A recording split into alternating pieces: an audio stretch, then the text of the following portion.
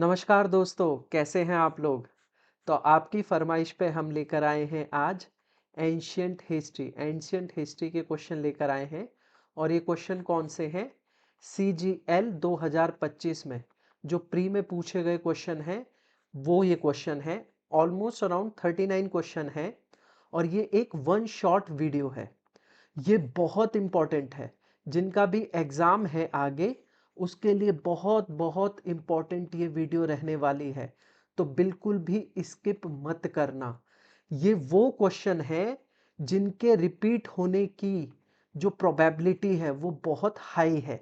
तो इस वीडियो को ज़रूर देखें। मैं आपको रिकमेंड करूंगा। ये जो वीडियो आई है मॉडर्न हिस्ट्री की, अब ये आ गई है एंशियंट हिस्ट्री की, और मैं मिडिवल की भी लेकर आऊंगा जल्दी ही। इन वीडियोस को बिल्कुल भी स्किप ना करें। एग्जाम से पहले ये क्वेश्चन जरूर करके आएं। ये क्वेश्चन नहीं आएंगे तो इनडायरेक्टली इन टॉपिक से रिलेटेड क्वेश्चन जरूर आएंगे ही आएंगे, क्योंकि ये एडिक्विटी, ये जो नया पैटर्न है उसके ये क्वेश्चन है। तो इसे एक बार शांति से 2x स्पीड पर लगाकर जरूर देख लें। अगर आपको लगता है कि मेरी स्पीड स्लो है, जो कि नहीं है, बहुत मैं जल्दी जल्दी पढ़ाऊंगा, ये जल्दी जल्दी कवर करेंगे, फिर भी आप 2x स्पीड पर लगा कर भी आप ये वीडियो देख सकते हैं। ठीक है, तो चलिए शुरू करते हैं क्वेश्चन नंबर 1 से। जल्दी जल्दी करेंगे हम, ठीक है, कवर करते हैं। तो पहला क्वेश्चन है ये, विच of the following option is correct order of pre historic period. निम्नलिखित में से कौन सा विकल्प प्राग ऐतिहासिक कालों का एक सही क्रम प्रस्तुत करता है। देखो, हिस्ट्री 3 भागों में डिवाइडेड है। जैसा मैंने आपको पहले भी बताया, हिस्ट्री कितने भागों में डिवाइडेड है? 3 ही भागों में। अच्छा, मेरी एक सीरीज थी, पूरी थ्योरी और पीवाईक्यूज भी हैं, वो सीरीज थी एंशियंट हिस्ट्री के ऊपर, रिवीजन कराया था। तो उसको भी आप जरूर देख लेना, क्योंकि उससे जो है टॉपिक कवर है। अगर आपको जैसे ये कुछ क्वेश्चंस हैं, अगर इनके रिलेटेड आपको कोई टॉपिक कवर करना है तो उस वीडियो में जाकर आप देख सकते हैं, उस सीरीज में जाके। एंशियंट हिस्ट्री की सीरीज है। तो वापस आते हैं। तो 3 पार्ट्स में मैंने आपको पहले ही बताया हुआ है कि 3 पार्ट्स में हम हिस्ट्री को डिवाइड करते हैं। एक तो हिस्ट्री हो गई, एक प्री हिस्टोरिक पीरियड हो गया। जो पीरियड है उसको कितना, historic period, historic period, prehistoric period, prehistoric period और protohistoric period, protohistoric period. अब इनमें अंतर क्या होता है? प्री हिस्टोरिक पीरियड वो होता है जहां पर हमको कोई भी एविडेंस नहीं मिलते हैं। कौन से एविडेंस? रिटन एविडेंस नहीं मिलते हैं। ठीक है, जिसको हम डेसिफर भी नहीं कर सकते और ना ही रिटन एविडेंस है। प्रोटो हिस्टोरिक पीरियड में जो एविडेंस तो होते हैं रिटन, जो एविडेंस है सिंबल की फॉर्म में है, पर हम इनको डेसिफर नहीं कर पाए। डेसिफर का मतलब हम इनको नहीं समझ पाए। हिस्टोरिक पीरियड वो है जिसके हमारे पास रिटन एविडेंस भी है, आर्कियोलॉजिकल एविडेंस भी है, साथ ही साथ इंस्क्रिप्शन वगैरह सब है। और प्री हिस्टोरिक पीरियड में हमारे पास आर्कियोलॉजिकल, कौन से? आर्कियोलॉजिकल, पुरातत्व विज्ञान जो है, जो पुरातत्व है, उसके हमारे पास एविडेंसेस हैं प्री हिस्टोरिक। और ये जो प्री हिस्टोरिक है पीरियड, जिसे हम प्राग ऐतिहासिक काल कहते हैं, इसे आद्य ऐतिहासिक काल कहते हैं। ठीक है, तो ये जो प्राग ऐतिहासिक काल है ये भी 3 भागों में विभाजित है। वो कौन कौन से भाग हैं? एक तो है आपका पैलियोलिथिक। मैं थोड़ा शॉर्ट फॉर्म में लिखूंगा, टाइम क्योंकि बहुत कम है, हमको ज्यादा क्वेश्चन कवर करने, तो बस समझने की कोशिश करेंगे। और दूसरा है मीजोलिथिक, ये लिथिक पीरियड है, यानी पाषाण युग, इसे हम कहते हैं स्टोन एज, पाषाण युग।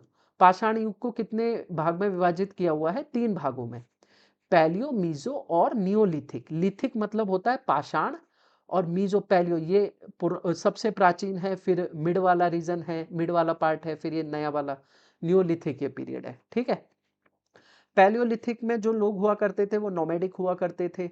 अब तक इन्होंने कोई खोज नहीं की थी, बड़े बड़े पत्थरों का इस्तेमाल करते थे, हंटर्स थे ये लोग। ये लोग फ्लैश खाया करते थे, मतलब मांस वगैरह खाया करते थे। अब तक क्योंकि एग्रीकल्चर वगैरह नहीं आया। मीजोलिथिक पीरियड में जो ये टूल्स बना लेते हैं वो बना लेते हैं माइक्रोलिथ, यानी अब इन्होंने जो पत्थर है इनको शार्प करके टूल बनाना शुरू कर दिया है। और यहाँ पर अब ये कबीलों वगैरह में रहना शुरू कर देते हैं। और नियोलिथिक पीरियड में ये मात जो आपके मिट्टी के बर्तन हैं, मिट्टी के बर्तन के जो पहले साक्ष्य मिले हैं या हम ट्रेस बैक करते हैं तो वो नियोलिथिक पीरियड को करते हैं। पहली बार हमें कहाँ से मिले? नियोलिथिक पीरियड में मिट्टी के बर्तन।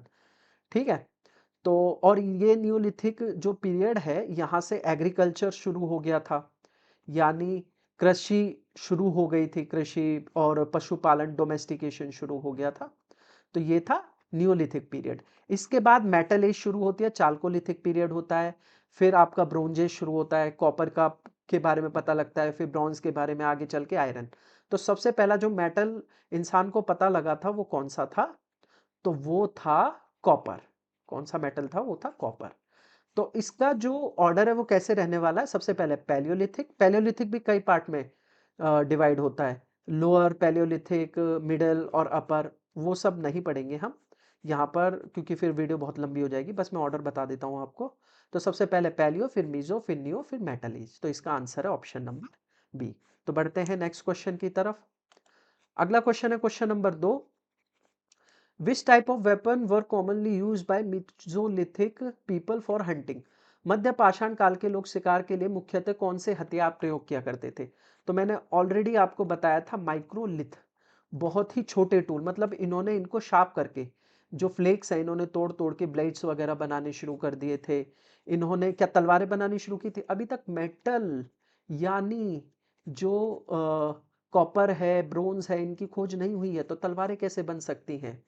यानी आयरन की खोज नहीं हुई है। कैनन, तोपे अरे बहुत ही एडवांस फॉर्म में चले गए आप तो। और कैटापुल्ट ये भी नहीं। इसका आंसर है option number B, barbed spear, यानी कांटेदार भाले, जो इस एज में मिजोलिथिक पीरियड में इस तरह के टूल बनने शुरू हो गए थे, जिसका इस्तेमाल किस लिए किया जाता था? हंटिंग के लिए यूज किए जाते थे ये।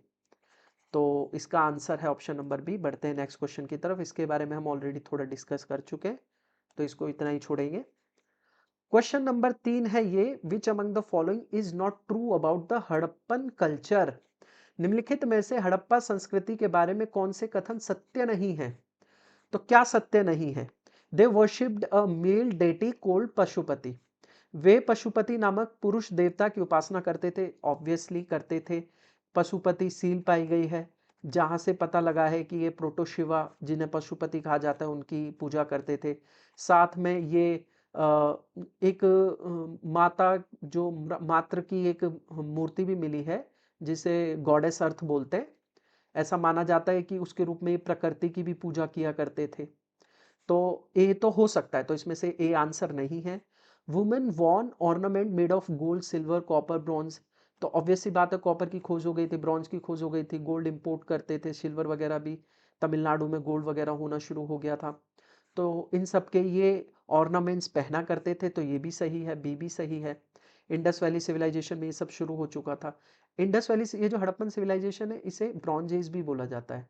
यहाँ पे मैं लिख देता हूँ, ब्रॉन्ज एज भी कहा जाता है इसे। तीसरा, there is a clear evidence of practice of sati. Sati प्रथा के स्पष्ट प्रमाण मिलते हैं। ये इसका आंसर है, क्योंकि ऐसा कुछ नहीं था। सती जो है इसके प्रमाण नहीं मिले थे। इसके प्रमाण कब मिले थे? गुप्ता पीरियड के दौरान मिले थे। किसके टाइम पीरियड? कौन था उस टाइम पे? भानुगुप्त, उसके टाइम पीरियड के दौरान इसके प्रमाण मिले थे। और इस टाइम पे जो है ना महिला की जो स्तर था या स्टेटस कह सकते हैं, इस टाइम ऐसा था, ऐसा पता चला है कि ठीक ठाक स्टेटस था। इवन लेटर वैदिक काल तक महिलाओं की स्थिति बहुत अच्छी थी। लेटर वैदिक काल से जो स्थिति है वो खराब होना शुरू हुई थी। वीट और barley were the main crop grown. गेहूं और जो मुख्य फसलें थी, ये भी सही है। तो ये भी इसका आंसर नहीं होता, इसका आंसर है सी। बाकी हड़प्पा सिविलाइजेशन, इसके बारे में हम थोड़ा थोड़ा बता देते हैं आपको। दो साइट्स ही, सबसे पहले कौन सी खोजी गई थी? हड़प्पा 1921 में। दूसरी थी मोहनजोदारो, मोहनजोदारो, इसको कब खोजा गया था? 1922 में। इसे हड़प्पा सिविलाइजेशन इसलिए कहा जाता है क्योंकि सबसे पहले कौन सी सिविलाइजेशन खोजी गई थी? हड़प्पा। और मोहनजोदाड़ो को बोला जाता है माउंट्स ऑफ डेड। क्या बोला जाता है? माउंट्स ऑफ डेड, मृतकों का टीला। मृतकों का टीला किसे कहा जाता है? तो ये कहा जाता है मोहनजोदाड़ो को। और इसको किसने खोजा था हड़प्पा को? तो इनको खोजा था दयाराम साहनी जी ने, हड़प्पा सिविलाइजेशन को।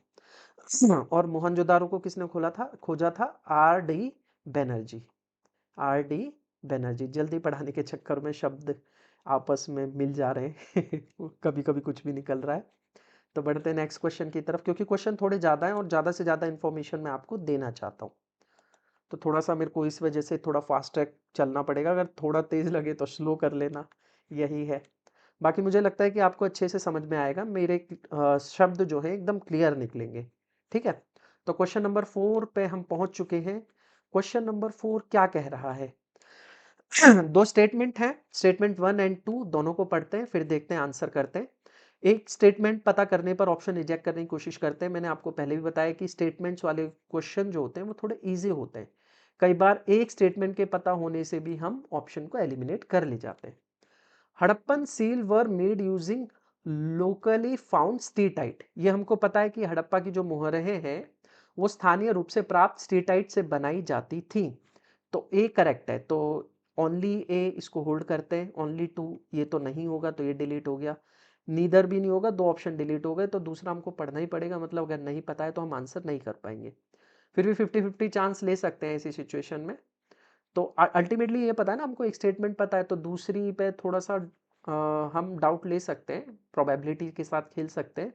अगर हमारे जो नंबर ऑफ अटेम्प्ट्स हैं वो अगर कम है तो तब हमको ऐसा करना है। तब हम थोड़ा, अब ये है कि देखो ये लग रहा है कि यार जीएस में बहुत ही कम रह गया है और हमको लगता है कि इतने पे तो नहीं हो पाएगा, तब हमको थोड़ा बहुत रिस्क तो लेना पड़ेगा ना, तभी आप स्कोर कर पाओगे। तो these seals often feature animal motif and undeciphered script symbol। इन मोहरों पर प्राय पशु आकृतियां तथा अपठीय लिपि के चिन्ह होते थे।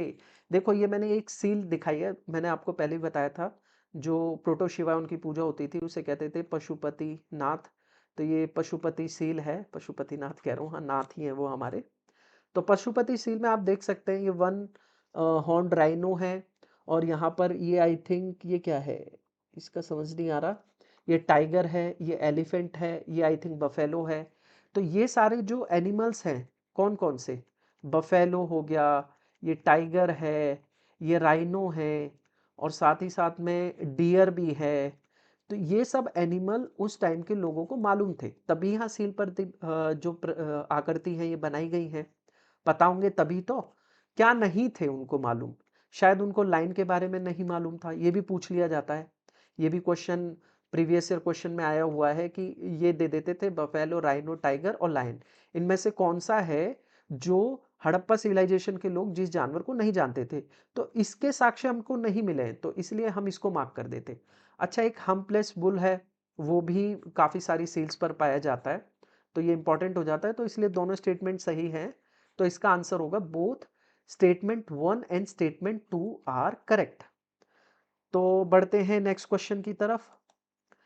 अगला क्वेश्चन है क्वेश्चन नंबर 5। थोड़ा सा ये इधर को चला गया क्वेश्चन, थोड़ा सा दिख रहा हो तो आपको। The drainage system at Mohenjodaro was notable because each house was connected to.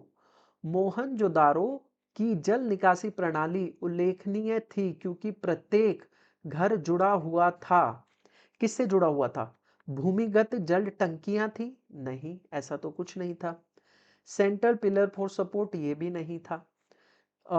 Covered street drain या रूफटॉप रिजर्वायर?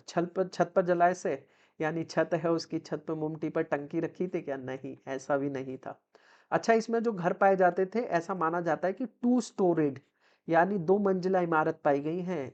ये जो सिविलाइजेशन है ये पक्की हुई ईंटों के घर बने हुआ करते थे, पक्की ईंट। देखो कितने एडवांस थे ये लोग। बेटर ड्रेनेज सिस्टम था जो कि गुड़गांव के पास नहीं है।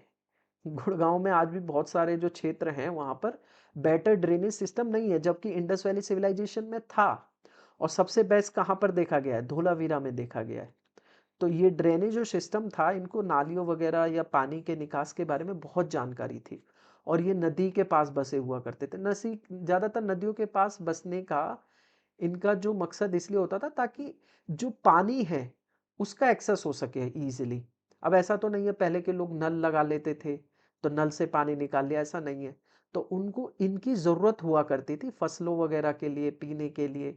तो ये जो पानी है, तो ज्यादातर देखेंगे पुरानी सिविलाइजेशन ज्यादातर किसी ना किसी नदी के किनारे बसी हुआ करती थी। तो वैसे इसका आंसर है सी।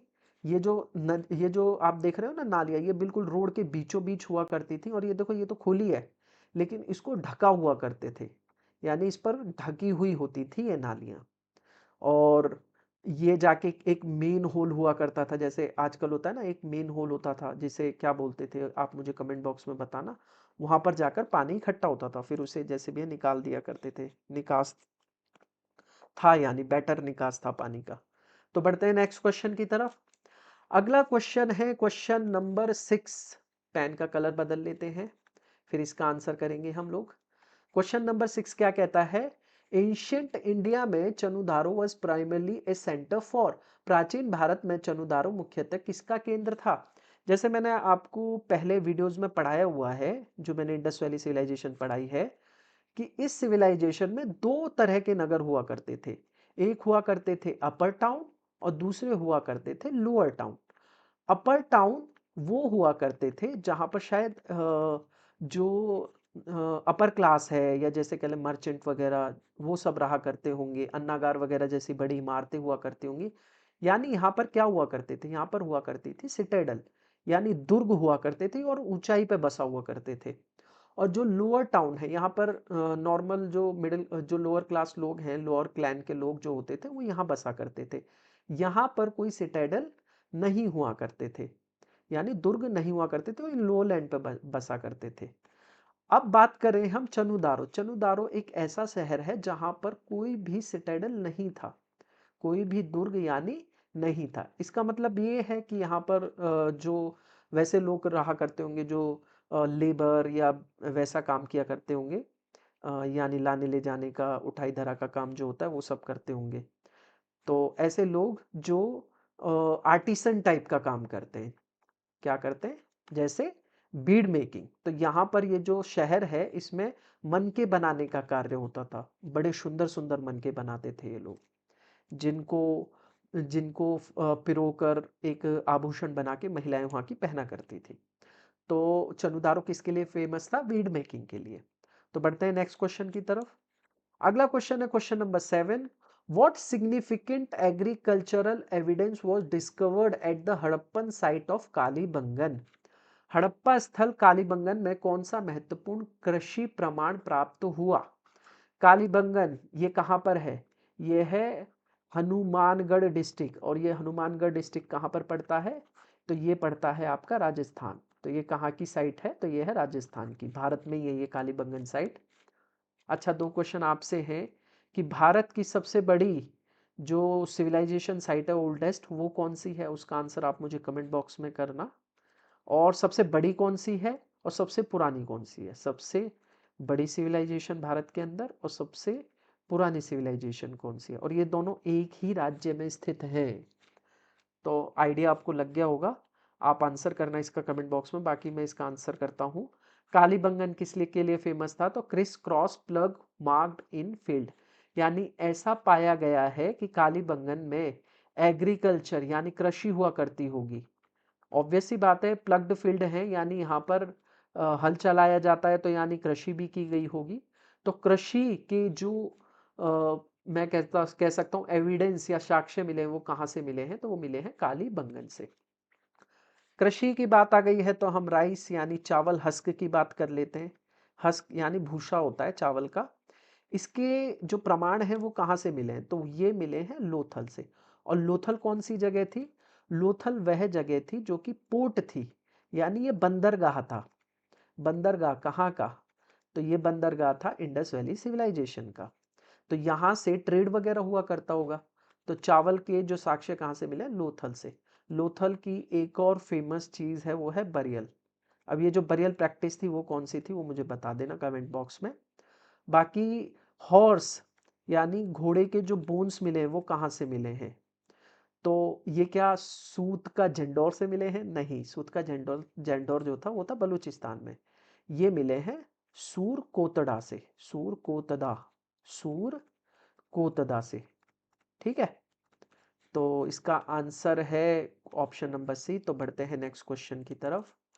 अगला क्वेश्चन है क्वेश्चन नंबर 8। अब हम आ गए हैं वैदिक काल की तरफ, मूव कर गए हैं। हमने इंडस वैली सिविलाइजेशन और जो अर्ली, उससे पहले जो प्री हिस्टोरिक पीरियड है उसको कवर कर लिया। अब आगे हम वैदिक पीरियड की तरफ आ गए, यानी एक थोड़ा सा मैंने कोशिश की है कि इसको ढंग से अरेंज किया है ताकि एक लाइन में हम पढ़ सकें, जैसे जैसे हमने एंशियंट हिस्ट्री पढ़ी थी उस तरीके से पढ़ पाए। तो ये क्वेश्चन है, फिल इन द ब्लैंक्स का ये क्वेश्चन है। Each mandal of the Rigveda is further subdivided into, यानी जो मंडल थे ऋग्वेद के, ऋग्वेद जो कि ओल्डेस्ट वेद है, ओल्डेस्ट वेद है, सबसे पुराना वेद कौन सा है? ऋग्वेद। कितने वेद हैं? 4। वेदाइत्री में 3 आते हैं जिसमें अथर्ववेद नहीं आता है, अथर्ववेद क्योंकि सबसे बाद में बना था। तो वेदाइत्री के 3 वेद कौन कौन से हैं? आपका ऋग्वेद है, दूसरा सामवेद है, सामवेद में जो भजन है और जितने भी गायन, जो भजन और गायन की जितनी भी पद्धति हैं या जितने भी रूल्स रेगुलेशन वो सामवेद में दिए गए। यजुर्वेद, यजुर्वेद में आपको दिया गया है जितने भी आप यज्ञ करते हैं, हवन करते हैं, उसकी विधियां हैं, सेक्रीफाइस की जो विधियां हैं वो सारी किसमें दी गई हैं? रिचुअल और सेक्रीफाइस की, वो यजुर्वेद में। तो ये तीनों है वेदाइत्री, इन तीनों को कहा जाता है वेद वेदाइत्रीय, यानी 3 वेदों को मिला के वेदाइत्री बनती है। और सबसे लास्ट है अथर्ववेद, अथर्ववेद। इसमें आपको मेडिसिन, चार्म, मैजिक, इन सब के बारे में किसमें मिलेगा? अथर्ववेद में मिलेगा। तो ये जो ऋग्वेद है, जो सबसे पुराना वेद है, ये 10 मंडल में विभाजित था। 10 मंडल, हिंदी में क्या लिखा जाएगा? मंडल। और इसको जैसे इनको संहिता बोलते हैं, संहिता बोलता है कलेक्शन ऑफ बुक्स, यानी जिसमें नॉलेज होती है, वेदास मतलब रिचुअल्स, बहुत सारी डिफरेंट टाइप की नॉलेज होती हैं, उन्हें संहिता बोला जाता है। तो ये सब संहिता है, ऋग्वेद संहिता, सामवेद संहिता, ठीक है। तो ये जो डिवाइडेड था ऋग्वेद 10 मंडल में डिवाइडेड था, फिर ये सूक्त में डिवाइडेड था, इसका सब डिवीजन सूक्त में हुआ, फिर इसमें हाइमेन थी। हाइमेन बोला जाता है ऋचाओं को, किनको बोला जाता है? ऋचाओं। तो ये जो ऋचाएं थी वो कितनी थी? वो 1024 इसमें हाइमेन थी। 10 मंडल थे, 1024 ऋचाएं थी, फिर मंत्र थे 10,000 से ज्यादा। तो ये सब जानकारी है किसके बारे में? ऋग्वेद के बारे में। तो इसका सब डिवीजन किसमें होता है? कांड। कांड आपके रामचरितमानस में है। रामचरितमानस किसके द्वारा लिखी गई है? रामचरितमानस ये तुलसी राम जी के द्वारा लिखी गई है, जिसमें बाल कांड, सुंदर कांड, ये सब जितने भी कांड हैं वो किसमें दिए गए? रामचरितमानस में। पुराण ये अपने आप में एक एपिक है, तो ये तो नहीं हो सकता आंसर। संहिता मैंने आपको बताई, ऋग्वेद सामवेद ये सब संहिताएं, आयुर्वेद में भी संहिताएं होती हैं, तो ये भी इनके आंसर नहीं है, इसका आंसर है ए। तो ये सब डिवाइड किस में है? सूक्ताज में। बढ़ते हैं आगे की तरफ। ऑप्शन एलिमिनेशन से क्या होता है ना, कई बार आपको आंसर नहीं भी आता है ना, तो आप थोड़ा सा अपना इंटेलिजेंस इस्तेमाल करके भी ऑप्शन रिजेक्ट कर सकते हैं। तो कभी भी सीधे डायरेक्ट आंसर की तरफ मत जाइए, कोशिश करिए कि हम कितना एलिमिनेट कर पाते हैं। जैसे एक क्वेश्चन आपने एलिमिनेट कर दिया, यानी 1/4, 4 में से अभी जब आपकी जो शुरुआत में जो प्रोबेबिलिटी होती है वो 25% होती है सही होने की, एक ऑप्शन एलिमिनेट करते ही आपकी जो हो जाएगी 1/3 हो जाती है, यानी अब आपकी जो 33.33% हो गई, मतलब बढ़ गई प्रोबेबिलिटी पास होने की। अब एक और ऑप्शन एलिमिनेट किया तब 50% हो जाएगी। देखो इससे ज्यादा नहीं, इससे ज्यादा तो फिर 100% ही होता है। यानी अगर आप इसके बीच हो, यानी 50% तक आप पहुंच गए, तो मुझे लगता है आपको रिस्क ले लेना चाहिए अगर आपके अटेम्प्ट्स कम हैं तो। ठीक है, तो थोड़ा आपको मैथ्स भी पढ़ा दिया मैंने आज तो तो बढ़ते हैं नेक्स्ट क्वेश्चन की तरफ। अगला क्वेश्चन है क्वेश्चन नंबर 9।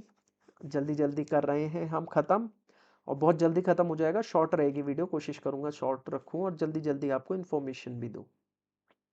वापस बात आई है ऋग्वेद की, यानी ये एडिक्विटी है, उसके लिए जो फेवरेट रहा वेद में वो कौन सा रहा? ऋग्वेद। तो हो सकता है कि ऋग्वेद से बहुत सारे क्वेश्चन आए, तो ऋग्वेद को आप लोग अच्छे से करके जाना। देखो ये क्वेश्चन है ना, इसके आसपास की इंफॉर्मेशन कलेक्ट करके जाना, तो आपका एक ऐसी तैयारी होगी, इसे कहते हैं स्मार्ट लर्निंग। क्या कहते हैं? Smart learning. आप लास्ट टाइम में हर सब कुछ थोड़ी पढ़ पाएंगे, पर ऐसी चीजें जरूर पढ़ लेना जिसकी एग्जाम में आने की जो प्रोबेबिलिटी है वो बहुत हाई है। और वो हमको कैसे पता लगता है? वो हमको प्रीवियस ईयर क्वेश्चन से पता लगता है। अब पूरा पूरा पढ़ने का टाइम है भी नहीं, तो इनको जल्दी से देख के चले जाना, बहुत इंपॉर्टेंट है, बार बार मैं इस चीज को प्रेस कर रहा हूं। ठीक है, तो ऋग्वेद में what term is used for the collection of hymen? Hymen के संग्रह यानी ऋचाओं के संग्रह के लिए कौन सा जो शब्द है वो प्रयुक्त हुआ है? गायत्रियां, गायत्री मंत्र दिया गया है। गायत्री मंत्र कौन से मंडल में? तीसरे मंडल में दिया गया है। टोटल कितने मंडल हैं? 10 मंडल हैं। इस 10 मंडल में से 10वें मंडल में किसके बारे में? पुरुष सूक्त दिया गया है। पुरुष सूक्त के बारे में जो जानकारी है वो कौन से मंडल में? 10वें मंडल। 9वां मंडल किसको डेडिकेट है? भगवान सोमदेव को डेडिकेटेड है 10वां मंडल। ठीक है, सॉरी 9वां मंडल। तो ये मंडल्स के बारे में इंफॉर्मेशन हो गई। तो कलेक्शन ऑफ आई मीन पुराण होते हैं क्या? नहीं, पुराण नहीं होते। पुराण कितने हैं टोटल? ये मुझे आप बताइए कमेंट बॉक्स में। 100 से ज्यादा है क्या? आई डोंट नो, आप बताइए इसका आंसर। सूक्त या सूत्र? तो ये जो हाइमेन के कलेक्शन है, मैंने आपको पहले भी बताया, जो आपकी ऋचाएं हैं, ऋचाओं के कलेक्शन को बोला जाता है सूक्त, और सूक्त के कलेक्शन से बनते हैं मंडल। तो इसका आंसर हो जाएगा ऑप्शन नंबर सी। देखो क्वेश्चन दोबारा से रिपीट हो गया, कान ऐसे पकड़ो या ऐसे पकड़ो। क्वेश्चन घुमा फिरा के पूछा वही है, पर पूछा इससे रिलेटेड ही क्वेश्चन है। ठीक है, तो ये है कि रिपीटेशन की जो प्रोबेबिलिटी है बहुत हाई है। एडिक्विटी के पास मुझे लगता है इतने क्वेश्चंस हैं नहीं अभी। क्वेश्चन बैंक इनका भी बहुत छोटा है, अभी ये अर्ली फेज में है, नन्ना बच्चा है एडिक्विटी अभी। तो बढ़ते हैं नेक्स्ट क्वेश्चन की तरफ। अगला क्वेश्चन है question number 10। How is the Rigveda best describe in the context of ancient Indian literature? प्राचीन भारतीय साहित्य के संदर्भ में ऋग्वेद को किस प्रकार सर्वश्रेष्ठ रूप में वर्णित किया जा सकता है? तो ऋग्वेद को कैसे डिस्क्राइब किया जा सकता है? कंपाइलेशन ऑफ उपनिषद। उपनिषद, उपनिषद का टोटल नंबर कितना है वो आप मुझे बताइए। तो उपनिषद का टोटल नंबर कितना है? तो आप कमेंट बॉक्स में बताना। वैसे 108 है, मैं आंसर कर देता हूँ चलो। उपनिषद कितने? 108 है। पुराण कितने वो मुझे बताइएगा। पुराण जो कितने हैं वो कितने हैं वो मुझे कमेंट बॉक्स में बताइए। जैसे मत्स्य पुराण है, विष्णु पुराण है, ये बहुत इंपॉर्टेंट है। तो उपनिषद, उपनिषद का एक क्वेश्चन आया था अभी रिसेंट, मैंने प्रीवियस ईयर क्वेश्चन में देखा था और किसी एग्जाम में भी देखा था। आई थिंक यूपी पैट का एग्जाम था। इसका मतलब क्या है? उप मतलब पास, षड मतलब बैठना, निकट बैठना, मतलब ऐसा कुछ था वो क्वेश्चन। तो ये कलेक्शन ऑफ क्लासिकल म्यूजिक है? नहीं, ये दोनों आंसर नहीं है। कलेक्शन ऑफ रॉयल क्रॉनिकल्स है? नहीं, इसका आंसर है collection of hymns across ages. तो विभिन्न युगों में स्रोतों या इनको कहें ऋचाओं का संग्रह, उसे क्या कहा जाता है? ऋचाओं का संग्रह है आपका ऋग्वेद। इसमें आपके मंत्र वगैरह दिए गए हैं, सबसे पुराना वेद है। जीवन शैली कैसे जीनी, और ऐसा माना जाता है कि ये इनको इंसान ने नहीं बनाया है, ये भगवान के द्वारा निर्मित है। तो बढ़ते हैं नेक्स्ट क्वेश्चन की तरफ। अगला क्वेश्चन है क्वेश्चन नंबर 11। ऋग्वेद कितने मंडल में डिवाइडेड है? 10। इसके बारे में ज़्यादा बात नहीं करेंगे, ऑलरेडी हमने इसको बता दिया इस सब के बारे में। बाकी आप रिवाइज कर लेना, और भी चीज़ें हैं जैसे 10 मंडल में क्या क्या है, पहला किसको, थर्ड क्या है। अच्छा, ये गायत्री मंत्र में आपको एक क्वेश्चन छोड़ जाता हूँ। गायत्री मंत्र, इसमें 2 चीज़ें हैं। ये जो तीसरे मंडल में दी हुई है गायत्री मंत्र, इसको किसने किसके लिए डेडिकेट किया, यानी इसकी जो रचना है, रचना किसने की थी गायत्री मंत्र की, और किसके लिए की थी? चलो मैं इसका आंसर कर देता हूँ। तो किसके लिए की थी? तो सवित्र, भगवान सवित्र के लिए की थी। सावित्री या सवित्र बोल सकते हैं। तो सवित्र के लिए ये गायत्री मंत्र बनाया गया था। और इसकी रचना करने वाले कौन है, इसका आंसर आप मुझे कमेंट बॉक्स में करना। तो अगला क्वेश्चन है क्वेश्चन नंबर 12। अगेन ऋग्वेद से, what is the meaning of Samhita in the context of the Rigveda? जो मैंने आपको पीछे बताया, क्या ये commentary explaining each verse of the Rigveda, Rigveda की प्रत्येक ऋचा की व्याख्या करने वाला टीका, टीका, अच्छा क्या शायद गलत हो गया होगा कुछ। A collection of hymn arrange in prose form, गद्य रूप में व्यवस्थित स्तुतियों का संग्रह है। A collection of hymn arrange in prose form, a synthetic compilation of hymn and systematic compilation of hymns and mantras, यानी ऋचाओं व मंत्रों का व्यवस्थित संकलन है या रिचुअल हैंडबुक है। तो ये सिस्टमिक कंपाइलेशन है, किसका? हाइमेन्स का एंड मंत्रास का। ठीक है, तो इसका आंसर ऑप्शन नंबर सी। बढ़ते हैं नेक्स्ट क्वेश्चन की तरफ। अगला क्वेश्चन है वेदा। देखो वेदा में वैसे तो 2 वैदिक काल हैं, जैसे मैंने आपको बताया था, अर्ली वैदिक और लेटर वैदिक पीरियड। इसमें बहुत क्वेश्चन बन सकते थे कि इस टाइम व्यवस्थाएं कैसी थी, ये पेस्टोरल टाइप की व्यवस्था थी, ये एग्रीकल्चर टाइप की व्यवस्था थी, या महिलाओं की स्थिति क्या थी। पर आप देख रहे हैं ना, ज्यादातर इन्होंने जो क्वेश्चन पूछे गए हैं वो टाइम पीरियड के हिसाब से नहीं पूछे गए। उन्होंने जो सेक्रेड बुक हैं, जो वैदिक काल की जो सेक्रेड बुक्स हैं, जो वेदास हैं, जो पुराण है, उनसे रिलेटेड क्वेश्चन पूछ रहे हैं, तो इनको आप करके जाइएगा थोड़ा। तो ये क्वेश्चन पूछ रहा है which Veda primarily contain ritual formula and detail procedure for performing sacrifice. कौन सा वेद मुख्यतः यज्ञों के अनुष्ठानिक सूत्रों और विस्तृत प्रक्रियाओं को सम्मिलित करता है? सामवेद नहीं, इसमें तो म्यूजिक से रिलेटेड है। ये किससे रिलेटेड है? म्यूजिक से रिलेटेड है। यजुर्वेद, अथर्ववेद, ये आपका स्पेल, चार्म मैजिक, मेडिसिन, इन सब से संबंधित है। कौन सा वेद? ये आपका अथर्ववेद। ऋग्वेद में आपकी ऋचाएं हैं, तो न ये है न ये है, तो बचा कौन सा वेद? यजुर्वेद। तो इसका आंसर है ऑप्शन नंबर बी। तो बढ़ते हैं नेक्स्ट क्वेश्चन की तरफ। तो अगला क्वेश्चन है क्वेश्चन नंबर 14। क्वेश्चन नंबर 14 कहता है which among the following is not a Vedang और द लिम्ब ऑफ वेदा। निम्नलिखित में से कौन वेदांग, वेदों का अंग नहीं है? अभी वेदांग, इसे वेदांग क्यों बोला जाता है? वेदों का अंग या लिम्स क्यों बोला जाता है? इसके बारे में आपको थोड़ा सा मैं बता देता हूँ। थोड़ा सा जल्दी जल्दी में, थोड़ा सा आसानी से कोशिश करता हूँ, फिर भी मैं समझाऊँ आपको।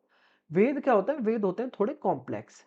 यानी वेद क्या हो गए? वेद हो गई एक बॉडी, वो बॉडी जिसमें नॉलेज है, जिसमें ज्ञान है। अब इस ज्ञान को समझने के लिए, जैसे हमारे शरीर है, शरीर में हर एक अंग का कुछ काम है, और वो हमारी बॉडीज यानी हमारी पूरी जो शारीरिक व्यवस्था उसको समझाने का काम करते हैं ना। तो ऐसे ही ये जो वेद के अंग हैं, ये वो पार्ट हैं, जैसे हाथ हो गए, पैर हो गए, जो कि इस नॉलेज को, इस बॉडी की जो नॉलेज है उसके काम को सिंप्लीफाई कर देते हैं। जैसे हाथों का काम क्या है? हाथों का काम है लिखना या फिर खाना खाना। पैरों का काम क्या है? चलना, बैठना, ये सब। तो ऐसे ही ये जो वेदांग हैं, ये जो कॉम्प्लेक्स वेद हैं, इसको समझने में हेल्प करते हैं। ये टोटल कितने वेदांग हैं? ये टोटल हैं 6। जिसमें से कौन कौन से हैं? ये थोड़ा कलर चेंज कर लेते हैं, कलर कर लेते हैं हम ब्लू। ये कौन कौन से हैं? शिक्षा, शिक्षा हो गया एक वेदांग। और दूसरा आपका हो गया यहाँ पे कल्प, कल्प हो गया। कल्प के साथ हो गए छंद, कल्प, छंद, शिक्षा, ज्योतिष, ज्योतिष आपका होगा व्याकरण, व्याकरण हो गया। और साथ में हो गया निरुक्त, निरुक्त। तो ये 1 2 3 4 5 6, ये 6 हैं वेदांग। अब ये शिक्षा क्या है? शिक्षा में आपका है फोनेटिक्स, कि कैसे उच्चारण करना है, मंत्रों को कैसे बोलना है, लय, ध्वनि, उन सब के बारे में इसमें है शिक्षा में। कल्प, कल्प में दिया क्या है? कल्प में दिया गया है रिचुअल इंस्ट्रक्शन, रिचुअल इंस्ट्रक्शन की, यानी जो हमको यज्ञ करना है, हवन करना है, इन सब की प्रक्रिया क्या है। क्या, जैसे अब किसी चीज को करने के कार्य, किसी कार्य को हम करते हैं, उसके इंस्ट्रक्शन होते हैं ना। आप पेपर देते हैं तो उसके भी इंस्ट्रक्शन लिखे होते हैं शुरुआत में। ऐसे ही कल्प का काम है रिचुअल, यानी जो रीतियां हैं उनको परफॉर्म करने के लिए जो इंस्ट्रक्शन है वो किस में दिए गए? कल्प में। छंद क्या है? छंद है हाइमेंस, यानी ऋचाएं। जो ऋचाएं होती हैं, जो उनका जो ढंग है, जैसे आप देखते हैं, आप रामायण वगैरह पढ़ते हैं, उनमें छंद एक स्ट्रक्चर होता है, जो आपका ऐसे होता है कि 2 स्टैंजाज में होते हैं, 3 स्टैंजाज में होते हैं। जो स्ट्रक्चर होता है उसे हम क्या कहते हैं? उसे कहते हैं छंद। यानी ये जो वेद हैं, इनके छंद कैसे लिखे जाएंगे या कैसे समझे जाएंगे उसमें। ज्योतिष, ज्योतिष में दिया गया है आपका खगोल विज्ञान के बारे में, यानी शुभ मुहूर्त कब है, गलत मुहूर्त कब है, यानी एस्ट्रोनॉमी। एस्ट्रोनॉमी कौन से में है? ज्योतिष में, इस वेदांग में। व्याकरण यानी ग्रामर। अब हर चीज का एक स्ट्रक्चर होता है ना, जैसे सब्जेक्ट होता है, वर्ब होता है, फिर ऑब्जेक्ट होता है, ऐसे ही ग्रामर होती है इन कॉम्प्लेक्स चीजों को समझने के लिए। तो वो किसमें है? वो व्याकरण। जैसे पाणिनि की अष्टाध्यायी, उसमें ग्रामर है, यानी समझने की कोशिश करते हैं। आप जैसे चीजों को, जैसे रामायण पढ़ने से पहले आपको उनके शब्दों को समझना पड़ेगा ना, उसकी लय को समझना पड़ेगा, उसके स्ट्रक्चर को समझना पड़ेगा। सोरठा अलग तरीके से पढ़ा जाता है, छंद अलग तरीके से पढ़ा जाता है, उसकी व्याख्या अलग तरीके से होती है। तो ये सब निरुक्त में क्या है, निरुक्त में देखो बहुत सारे शब्द होते हैं, जैसे मैंने आपको बताया, मैं आपको थोड़ा सा एग्जाम्पल की तरह से समझा रहा हूँ। जब आप रामायण पढ़ेंगे तो बहुत सारे शब्द ऐसे होंगे जो डिफिकल्ट होते हैं। क्या होता है, बहुत डिफिकल्ट होते हैं। तो इन शब्दों के ओरिजिन की, इनकी उत्पत्ति कहाँ से हुई, उत्पत्ति कहाँ से हुई, साथ साथ इन शब्दों को समझने के लिए कौन हेल्प करता है, तो ये निरुक्त, ये जो वेदांग है निरुक्त, ये हेल्प करता है। तो ये हो गए 6 अंग। अब ये जो वैशेषिका है, ये षड दर्शन है, जो 6 फिलॉसफी हैं वेदा की फिलॉसफी, उनमें से एक है ये वैशेषिक। और इसके रचयिता कौन है, तो इसके रचयिता हैं कन्नड़। और ये 6 फिलॉसफी कौन कौन सी हैं, तो ये 6 फिलॉसफी में आपका आ जाता है योग, आ जाता है आपका न्याय, आ जाता है योग न्याय। योग के रचयिता हैं पतंजलि, न्याय के कौन है आप मुझे कमेंट बॉक्स में बताना। वैशेषिका मैंने आपको बता दिया, वेदांत हो गए, वेद वेदांत, इसके रचयिता हैं बद्रायन, बद्रायन, ठीक है। और इन सब के बारे में आप मुझे, संख्या हो गई, तो ये भी 6 होते हैं। षड दर्शन में से एक है वैशिका, जिसके रचयिता कौन है, कन्नड़। आप मुझे ये भी कमेंट बॉक्स में बताना, जैमिनी, जैमिनी ये किसके रचयिता थे, कौन से फिलोसफी के रचयिता थे। तो आंसर चलो मैं कर ही देता हूँ, पॉज कर लो, आंसर कर लो कमेंट बॉक्स में, फिर ये आप देख लेना इसका आंसर। तो इसका आंसर है मीमांसा, मीमांसा के रचयिता कौन थे, जैमिनी। तो इसका आंसर ऑप्शन नंबर बी, ये षड दर्शन है, ना कि ये क्या है, ये वेदांग है। तो बढ़ते हैं नेक्स्ट क्वेश्चन की तरफ। अगला क्वेश्चन है क्वेश्चन नंबर 15, 15वां क्वेश्चन। ऋग्वेद के कॉन्टेक्स्ट में ऋग का मतलब, ऋग क्या दर्शाता है, ऋग रिचुअल सेक्रीफाइस को दर्शाता है, डिवाइन लॉ, सेक्रेड हाइमन, या एंशियंट मेलेडी। तो इसका आंसर है ऑप्शन नंबर सी, पवित्र ऋचाएं जो दर्शाता है, उसका जो ये वर्ड है ऋग, उसको दर्शाता है किसको, सेक्रेड ऋचाओं को। तो अगले क्वेश्चन की तरफ बढ़ते हैं। वैसे मुझे ये होमवर्क में देना था, चलो कोई नहीं, मैंने करवा दिया। 16वां क्वेश्चन ये है कि बुद्ध टीचिंग में व्हाट डज द टर्म मिट्टा, मित्ता का मतलब प्राइमरी रेफर्स टू क्या है, माइंडफुल मेडिटेशन है, रिचुअल प्योरिटी है, फेलो फीलिंग है, या सेलिबेसी एंड रिनंशिएशन है। तो मैं आपको थोड़ा सा ब्रह्म विहार, जो ये बुद्ध टीचिंग है, इनमें एक चीज होती है ब्रह्म विहार, ये एक तरीके का बिहेवियर्स होते हैं। कितने टाइप के होते हैं, ये होते हैं 4 टाइप के। वो 4 टाइप के कौन कौन से बिहेवियर है, एक होता है मित्ता, क्या हो गया, मित्ता हो गया। साथ में करुणा, करुणा, मित्ता, मुदित, और साथ ही साथ आपका उपेक्षा, उपेक्षा, उपेक्षा बोल लो या उपेक्षा। अब इनका अर्थ मैं आपको समझाता हूं। मित्रता का मतलब होता है, मित्रता शब्द बना है मित्रता से, किससे बना है, मित्रता, यानी फेलो फीलिंग, यानी सबसे मैत्री भाव रखना चाहिए। जैसे माँ का एक बच्चे से एक फीलिंग होती है ना, स्नेहपूर्ण भावना होती है, ऐसे ही जो बुद्धिस्ट धर्म को फॉलो करते हैं, उन्हें अपने जो फेलो हैं, या फेलो भी नहीं है, जो सामने वाला व्यक्ति है, उसके लिए हमें अपने मन में कोई भी द्वेष नहीं रखना है, मैत्री भाव रखना है। उसके लिए करुणा, कंपैशन रखना है, यानी उसके दुख में खुश नहीं होना है, उसके उनके दुख में दुख फील करना है, उसकी खुशी में खुशी फील करनी है।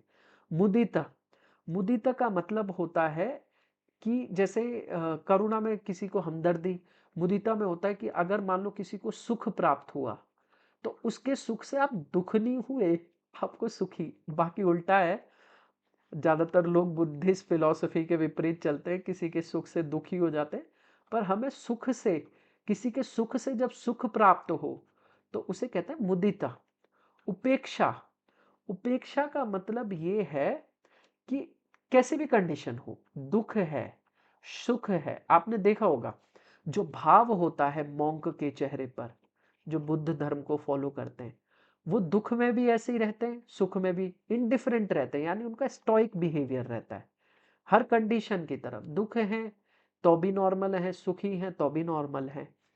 तो ये ब्रह्म विहार है, उनमें से ये जो पहला है इसको क्या बोला जाता है, फेलो फीलिंग, मैत्री भाव। तो मैत्ता का मतलब मैंने आपको बता दिया। ये चार मैंने आपको इसलिए बताया कि आप भी, आपसे ये पूछ लिया है ब्रह्म विहार से रिलेटेड, तो इनको भी पूछ सकता है। ठीक है, तो बढ़ते हैं नेक्स्ट क्वेश्चन की तरफ। अगला क्वेश्चन है ये, question number 17, which of the following Buddhist council and their locations are correctly match. निम्नलिखित बौद्ध संगीति एवं उनके स्थलों में से कौन सा सही से मेल खाता है। फर्स्ट बुद्धिस्ट काउंसिल कब हुई थी, तो वो हुई थी राजगृह में। ये एकदम करेक्ट है, इसका आंसर पहला ही होगा, मतलब कि इसमें करेक्टली पूछा है ना। देखो ये ध्यान रखना, नॉट करेक्टली और करेक्टली, इन पे थोड़ा ज्यादा ध्यान देना। कई बार जल्दबाजी में ये गलती करते हैं और इनको कहा जाता है सिली मिस्टेक। आपको इनसे बचना है। आपको आंसर पता है फिर भी आप जल्दबाजी में, या तो आप नर्वस होते हैं, उसमें आप ऐसी गलतियां कर देते हैं। तो क्वेश्चन इजी है तो उसको 1-2 सेकंड फालतू दे लो, जिसकी वजह से आपसे सिली मिस्टेक ना हो पाए। तो फर्स्ट काउंसिल हुई थी राजगृह में। दूसरी लुम्बिनी, लुम्बिनी में भले ही जन्म हुआ था किनका, भगवान बुद्ध का, पर कभी यहाँ बुद्धिस्ट काउंसिल यानी बौद्ध संगीति कभी हुई ही नहीं थी। सेकंड बुद्धिस्ट काउंसिल आपकी हुई थी वैशाली में। वैशाली में पहली किसने कराई थी, तो पहली कराई थी अजात शत्रु ने, अजात शत्रु। दूसरी कराई थी काला अशोक ने, किसने, काला अशोक ने। ठीक है, तीसरी बुद्धिस्ट काउंसिल कश्मीर में नहीं हुई थी, तीसरी बुद्धिस्ट काउंसिल हुई थी, ये आपकी हुई थी पाटलिपुत्र में, पाटलिपुत्र। और इसको किसने करवाया था, तो इसको करवाया था अशोका ने। और ये टाइम पीरियड कब था, अच्छा टाइम पीरियड बता देता हूँ पहली का। तो ये जस्ट मृत्यु के दौरान, जब मृत्यु हुई थी इनकी 483 बीसी में, पहली तब हुई थी, भगवान बुद्ध की मृत्यु तब हुई थी। दूसरी बुद्धिस्ट काउंसिल सही 100 साल बाद यानी 383 बीसी में हुई थी। और 250 बीसी के दौरान थर्ड बुद्धिस्ट काउंसिल हुई थी। आप मुझे फोर्थ का टाइम पीरियड बताना। फोर्थ बुद्धिस्ट काउंसिल देखो ये उल्टा कर दिया है, थर्ड की पाटलिपुत्र होनी चाहिए थी तो कश्मीर कर दी, फोर्थ की कश्मीर यानी कुंडल, कुंडल वन, कुंडल, कुंडल ग्राम, कुंडल वन है ये, कुंडल ग्राम है। और ये कहाँ पर है, ये कश्मीर में, कश्मीर में। तो फोर्थ बुद्धिस्ट काउंसिल कहाँ हुई थी, वो कश्मीर में हुई थी।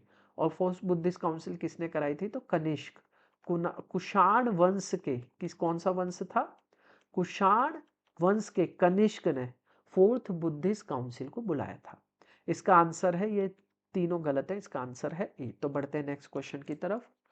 अगला क्वेश्चन है क्वेश्चन नंबर 18, 18वां क्वेश्चन। लगभग हम बीच में आ गए हैं, आधी क्लास खत्म हो गई है, आधी और रह गई है। Who among the following is not a disciple of Buddha. निम्नलिखित में से कौन बुद्धा के शिष्य नहीं थे। आनंद, ये बहुत प्रिय शिष्य थे किनके, बुद्धा के, तो ये आंसर नहीं हो सकता। उपाली, ये बार्बर थे। बार्बर कौन होते हैं, जो इन्हें हम कह सकते हैं नाई। तो ये बड़े ही जो खास जो व्यक्ति थे, जो खास डिसिपल थे बुद्ध के, उनमें से एक थे, कौन, उपाली। तो ये भी आंसर नहीं हो सकता। सरीपुत्ता, ये भी थे डिसिपल बुद्धा के, तो ये आंसर है इसका, अब सिर्फ डी ही बचता है। सुशीम, सुशीम असल में भाई थे, सौतेले भाई थे किसके, अशोका के, जिन्होंने मार दिया था सुशीमा को राजगद्दी पर बैठने के लिए। हकदार तो वैसे ये थे, पर इन्होंने इनको मारकर गद्दी को हथिया लिया था। ऐसा मानते हैं कि अशोका ने अपने 99 भाइयों को मारा था। किसकी मदद से गद्दी पर बैठे, तो ये मदद किसने दी थी, राधा गुप्ता ने। कौन, राधा गुप्ता। और कब गद्दी पर बैठे थे, तो ये बैठे थे 269 बीसी में। और इसके जस्ट 8 साल बाद यानी 261 बीसी में क्या हुआ था, कलिंग का युद्ध हुआ था। और ये जो कलिंग वॉर हुई थी, ये कौन से जो शिलालेख है या मेजर रॉक एडिक्स में दिया गया है, तो ये 13, किसमें, 13वें में। ठीक है, तो बढ़ते हैं नेक्स्ट क्वेश्चन की तरफ। अगला क्वेश्चन है question number 19, who was the first तीर्थंकर ऑफ जैनिज्म। जैन धर्म के प्रथम तीर्थंकर कौन थे। देखो कुछ इंपॉर्टेंट है, जैसे फर्स्ट तीर्थंकर हो गए, और 23rd हो गए, 24 हो गए, ये तो सबसे इंपॉर्टेंट है। ये कौन है, महावीर स्वामी। कौन है ये, महावीर स्वामी। और इनको किससे दर्शाते हैं? तो इनको दर्शाते हैं लायन से। और पहले कौन थे? तो पहले थे पार्श्वनाथ थे क्या? नहीं, ये तो 23वें थे। तो ये ऑप्शन कौन सा होगा? Option number B, Rishabh Dev. इनका जिक्र पुराणों में भी है। तो ऋषभ देव थे पहले तीर्थंकर जैनों के, यानी जैन धर्म के पहले गुरु कौन थे? ऋषभ देव। तो बढ़ते हैं नेक्स्ट क्वेश्चन की तरफ। अगला क्वेश्चन है question number 20। Which mahajanapada rose to political and military prominence between the 6th and 4th century BC? छठवीं और फोर्थ यानी चौथी, 4वीं होगा शताब्दी ईसा पूर्व के बीच कौन सा महाजनपद राजनीतिक एवं सैन्य शक्ति के रूप में उभरा? अवंती, कुरु, गांधार, मगध। देखो क्या था, मैंने आपको पहले भी बताया कि जो मूवमेंट था शुरुआत में, जैसे जैसे लेटर वैदिक पीरियड आया, वैदिक पीरियड आया, एग्रीकल्चर की तरफ मूव किए, तो आयरन की खोज हो गई, तो लोग यहाँ आकर बचना शुरू हो गए थे। मैंने ये थ्योरी क्लास में आपको अच्छे से पढ़ाया हुआ है। तो यहाँ पर सब चीजों का भंडार था, दोआब रीजन था, एग्रीकल्चर अच्छे से हो सकता था, आयरन भरपूर था। तो यहाँ पर सब चीज थी जो एक मैं कह सकता हूँ महाजनपद को भरने के लिए चाहिए होती है। तो यहाँ पर एक महाजनपद थी, ज्यादातर महाजनपदें यही थी, 16, टोटल 16 महाजनपद है, और सारी लगभग जनपदें यहाँ थी। कुछ जनपद यहाँ पे भी थी नॉर्थ वेस्टर्न की तरफ, जैसे गांधार। गांधार की कैपिटल थी तक्षशिला, ठीक है, क्या कैपिटल थी? तक्षशिला। कुछ यहाँ पर भी थी साउथ की तरफ, जैसे यहाँ पर एक महाजनपद थी उज्जैन। ये इंपॉर्टेंट है, इनके बीच में, मगध और उज्जैन के बीच में बड़ा टसल था, सबसे ज्यादा टसल इनके बीच में भी था। क्यों? क्योंकि देखो ये डेक्कन एरिया के पास भी मिनरल्स की ऐसी कोई खास कमी थी नहीं, यहाँ भी आयरन वायरन था। तो जहां पर देखो है रिसोर्सेज वो यूज करेंगे, और जितने अच्छे रिसोर्स मैन पावर, उनके बीच में युद्ध बड़ा भयंकर होता है। तो उज्जैन की कैपिटल थी अवंती। अवंती असल में कोई महाजनपद नहीं है, कैपिटल है। और किसकी है? उज्जैन की। उज्जैन की दो कैपिटल है, नॉर्थ और साउथ। नॉर्थ अवंती है, साउथ महाइष्मती है। कुरु, कुरु की कैपिटल है इंद्रप्रस्थ। कौन सी कैपिटल है? इंद्रप्रस्थ। ये भी नहीं है। और इसका आंसर है ऑप्शन नंबर डी। तो सबसे ज्यादा जो उभर कर आया था वो कौन सा मैं कह सकता हूँ महाजनपद था? वो मगध। इसमें हम काफी सारी डायनेस्टी पढ़ते हैं, जैसे हरण्य का डायनेस्टी हो गई, शिशुनाग, नंद डायनेस्टी, और सबसे ज्यादा मौर्यन डायनेस्टी को बहुत इंपॉर्टेंटली पढ़ते हैं। इसमें चंद्रगुप्त मौर्य बहुत ही इंपॉर्टेंट है। तो इसका आंसर है ऑप्शन नंबर डी। बढ़ते हैं नेक्स्ट क्वेश्चन की तरफ। चंद्रगुप्त के साथ अशोका भी हैं। तो अगला क्वेश्चन है question number 21। The life size standing image of yakshini holding a chauri is an example of sculpture tradition of which period? चवरी, चवर धारण करती यक्षिणी की जीवन आकार प्रतिमा किस काल की मूर्तिकला परंपरा का उदाहरण है? ये पता है किसको डिनोट करती है? ये डिनोट करती है प्रॉस्पेरिटी को। किसको? प्रॉस्पेरिटी, यानी वेल्थ, यानी जो कुबेर है, कुबेर के धन की रक्षा करती हैं ये। और ये जो स्कल्पचर है, ये मूर्ति किसके काल में बनाई गई थी? तो ये मौर्यन पीरियड में बनाई थी। बहुत इंपॉर्टेंट क्वेश्चन है, इसको एकदम करके जाना, स्टार मार्क कर लीजिए। ज्यादातर आते नहीं है क्वेश्चन मौर्यन टाइम में आर्ट एंड कल्चर का, ये आया है तो हो सकता है आगे भी ये क्वेश्चन आएगा। बढ़ते हैं नेक्स्ट क्वेश्चन की तरफ। अगला क्वेश्चन है question number 22। Which ancient rural administration is noted for its highly centralised structure? किस प्राचीन शासक का प्रशासन अत्यधिक केंद्रीकृत संरचना के लिए प्रसिद्ध है? केंद्रीकृत और सेंट्रलाइज और डिसेंट्रलाइज सिस्टम का मतलब मैं आपको समझाता हूं। जैसे एक राजा है, राजा अपने नीचे मंत्री वंत्री रखता है, मंत्री रखेगा, सलाहकार रखेगा, इसके प्रिंस होते हैं यानी राजकुमार होते हैं। अब ये भी अपने एडमिनिस्ट्रेशन के लिए, प्रोविंस होता है जो प्रांत होता है, वहां पर भी एडमिनिस्ट्रेटिव पोस्ट यानी नौकरशाही ब्यूरोक्रेसी स्थापित करते हैं। तो इसमें क्या होता है, दो तरह की होती है व्यवस्था। राजा ने किसी राज्य को, मैं कहता हूं कि यहां एक राजा था, अब इसने यहां पर एक राज्य जीत लिया, एक यहां पे राज्य जीत लिया। अब दो तरीके हैं, या तो इस राज्य से क्या करे, सिर्फ ट्रिब्यूट ले, यानी कोई नहीं, आप मुझे दुआ सलाम करते रहना, टैक्स कर टाइम से पहुंचाते रहना, बाकी अपना राज्य आप खुद देखो, यानी यहाँ पर जो एडमिनिस्ट्रेटिव पावर है वो आप खुद संभालो। दूसरा है कि अब मैंने आपको जीत लिया, अब आप मेरे सबऑर्डिनेट हो, तो आप एक एडमिनिस्ट्रेटिव बॉडी नहीं रहे, अब इसका एडमिनिस्ट्रेशन जो है वो मेरे अंडर आ गया। यानी यहाँ क्या होना है, क्या उगेगा, क्या बनेगा और किसके साथ युद्ध करना है नहीं करना है, वो सारे डिसीजन मैं लूंगा। तो इस वाली व्यवस्था को कहते हैं सेंट्रलाइज, जिसमें सारी पावर किसके हाथ में होती है, ऑटोक्रेट, यानी सारी जो पावर है एक सिंगल व्यक्ति के हाथ में, राजा के हाथ में। तो ये जो चंद्रगुप्त मौर्य हैं, ये ऑटोक्रेट थे, सबसे ज्यादा ऑटोक्रेटिक अगर कहें हम व्यवस्था किसके काल में थी, तो वो थी चंद्रगुप्त मौर्य के काल में। मंत्री, सलाहकार, मतलब बस सलाह के लिए, जैसे आप देखते हैं ना कि पीएम होता है, उसकी कैबिनेट होती है, कैबिनेट क्या करती है, एडवाइस करती है पीएम को, पर पीएम के डिस्क्रिशन पे है कि माने या ना माने, ऐसा कुछ होता है ना। तो इनके भी ऐसा था कि सलाह दे ले तो लेते थे, पर मानना है नहीं मानना है वो सारी पावर किसके हाथ में थी, राजा के हाथ में थी। बाकी जो गुप्ता पीरियड था वो डिसेंट्रलाइज था, यानी उसमें क्या था, आप ट्रिब्यूट दो, आप अपना शासन खुद चलाओ। तो ये किसके टाइम पीरियड में था, ये गुप्ताज के टाइम पीरियड में था। बल्कि मौर्याज में कैसा सिस्टम था, सेंट्रलाइज स्ट्रक्चर था, और यही कारण रहा इनके बिखरने का, क्योंकि इतना बड़ा राज्य हो गया था, इतनी व्यवस्था हो गई थी कि उसको संभाल पाना ही भारी हो गया। सारा जो राजस्व है या ट्रेजरी कहूँ वो खाली हो गई, जो पूरा भंडार होता है ना वो इन सबको एडमिनिस्ट्रेटिव यानी पूरा एडमिनिस्ट्रेशन में ही खर्च हो गया। तो बढ़ते हैं नेक्स्ट क्वेश्चन की तरफ। अगला क्वेश्चन है question number 23। Which script is predominantly used in the inscription of emperor Ashok. सम्राट अशोक के अभिलेखों में मुख्य रूप से किस लिपि का प्रयोग तो हुई है। देखो, इसके टाइम पीरियड में खरोष्ठी भी यूज हुई थी स्क्रिप्ट, और ब्राह्मी भी हुई थी। लैंग्वेज कौन सी थी, लैंग्वेज थी प्राकृत, प्राकृत भाषा में लिखा जाता था। और जो स्क्रिप्ट यूज की जाती थी वो कौन सी थी, ब्राह्मी होती थी।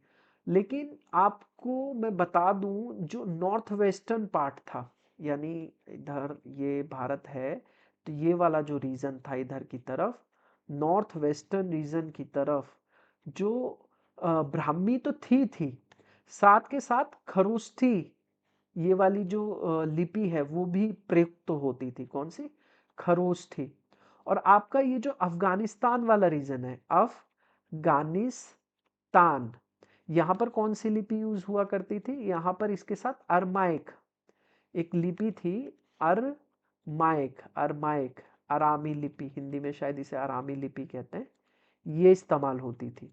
तो कई सारी लिपियां थी, लेकिन सबसे ज्यादा जो डोमिनेंट करती थी वो थी ब्राह्मी लिपि, ना कि खरोष्ठी। देवनागरी तो थी नहीं, ना तमिल, तमिल तो सदर्न वाले रीजन में थी।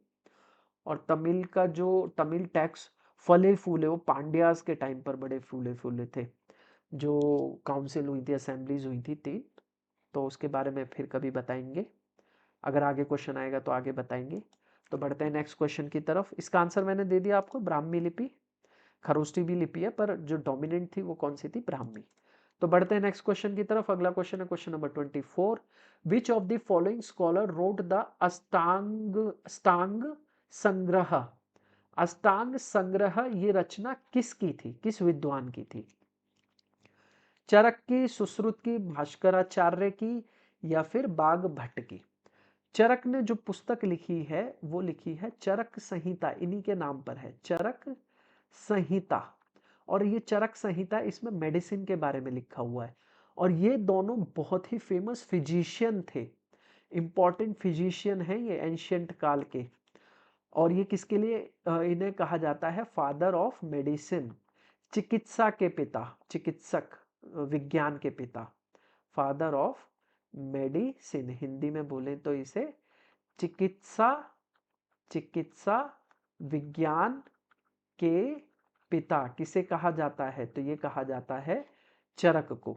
और सुश्रुत, एस से सुश्रुत, एस से सर्जरी, यानी फादर ऑफ सर्जरी कौन थे, तो फादर ऑफ सर्जरी थे आपके सुश्रुत। इन्होंने प्लास्टिक सर्जरी पुराने काल में ही कर दी थी। सुश्रुत, इन्होंने कौन सी अपने ही नाम पर लिखी है, सुश्रुत संहिता। ठीक है। और ये जो किताबें थी ये थोड़ी कॉम्प्लेक्स थी, इनको थोड़ा सा मैं कहूँ सिंपलर फॉर्म में थोड़ा सा समझाया था। वाग्भट की एक किताब थी अष्टांगिका संग्रह, या एक और पुस्तक थी जिसका नाम भी अष्टांग अष्टांग हृदय, दो पुस्तकें इन्होंने लिखी थी, अष्टांग हृदय और अष्टांग संग्रह। भास्कराचार्य ये एक मैथमेटिशियन भी थे, साथ ही साथ ये खगोल विज्ञानी भी थे, यानी एस्ट्रोनॉमर थे, खगोल विज्ञानी। अगर देखो मैं थोड़ा साथ साथ हिंदी नहीं लिख पा रहा हूं, अगर थोड़ा बहुत कभी, तो थोड़ा सा माफ कर देना, क्योंकि मैं कोशिश कर रहा हूं कि ज्यादा लिखूं ना, जिससे ज्यादा से ज्यादा क्वेश्चन टाइमली कर पाऊं। तो खगोल विज्ञानी भी थे, मैथमेटिशियन थे, इन्होंने एक बुक भी लिखी थी जिसका नाम है लीलावती, इंपॉर्टेंट, लीलावती बाय भास्कराचार्य। और भी किताबें लिखी थी, जैसे इन्होंने बीज गणित भी लिखी है, कौन सी, बीज गणित बाय भास्कराचार्य, वो भी किताब इन्होंने लिखी है। तो इसका आंसर है ऑप्शन नंबर डी, ये तीनों नहीं है। बढ़ते हैं नेक्स्ट क्वेश्चन की तरफ। अगला क्वेश्चन है क्वेश्चन नंबर 25। 25वां क्वेश्चन है, इसमें क्या दिया हुआ है, इन the context of Gupta dynasty taxation which pair is correct. गुप्त काल की कर प्रणाली के संदर्भ में निम्नलिखित में से कौन सा युग्म सही है, अदेय, भाग, हिरण्य या धन्य। मैं इसके बारे में आपको थोड़ा सा समझा देता हूँ, वो कैसे समझाता हूँ बताता हूँ, एक एक करके ये सारे मैं समझाता हूँ, फिर आपको कोई भी क्वेश्चन करने में बिल्कुल भी मुश्किल नहीं होगी। अदेय क्या होता था, देखो अदेय वो टैक्स होता था, जैसे राजा है, एक लैंड था, उस लैंड पर टैक्स लिया करते थे राजा, कर लिया करते थे। अब इस लैंड को क्या कर दिया, डोनेट कर दिया। अब जिसको डोनेट किया, यानी किसी ब्राह्मण को डोनेट किया, ब्राह्मण को डोनेट कर दिया, तो अब वो जो उस पे जो अदेय, यानी अब ये जो लैंड है ये दे दिया है, अब इस पर जो टैक्स होगा वो राजा को नहीं आएगा, उस टैक्स को कहा जाता था अदेय। वो किसको जाता था, ब्राह्मण को, यानी ये अपनी स्वेच्छा से दे दिया है। ये अब इसका जो टैक्स है वो राजा के लिए अदेय है ना। इसका जो टैक्स जाने वाला है वो किसको जाने वाला है, ब्राह्मण को।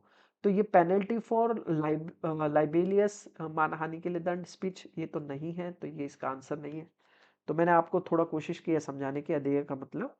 तो जो एक तरीके से समझे तो जो लैंड डोनेट कर दिया है, उस लैंड पर जो टैक्स लेंगे वो कौन लेंगे, वो जो ब्राह्मण है या जो भी व्यक्ति है जिसको भी दिया है वो लेंगे, राजा को नहीं मिलेगा, वो अदेय होता है। अब है भाग। भाग किंग शेयर ऑफ प्रोड्यूस, जितना भी उपनाज जो होता है, अनाज उपजेगा, उसका जो शेयर जाता था वो राजा को जाता था, उसे क्या कहते हैं, उसे कहते हैं हम भाग। ये कितना हो सकता है, ये 1/4 से लेकर 1/6 तक होता है, डिपेंड करता है कि जो लैंड है, जो जमीन है वो कितनी उपजाऊ है। ज्यादा अगर अनाज उग रहा है तो उस पर 1/4 लगेगा, नहीं तो 1/6 लगेगा पुराने लैंड पे। तो ये एकदम करेक्ट है, इसका आंसर है बी।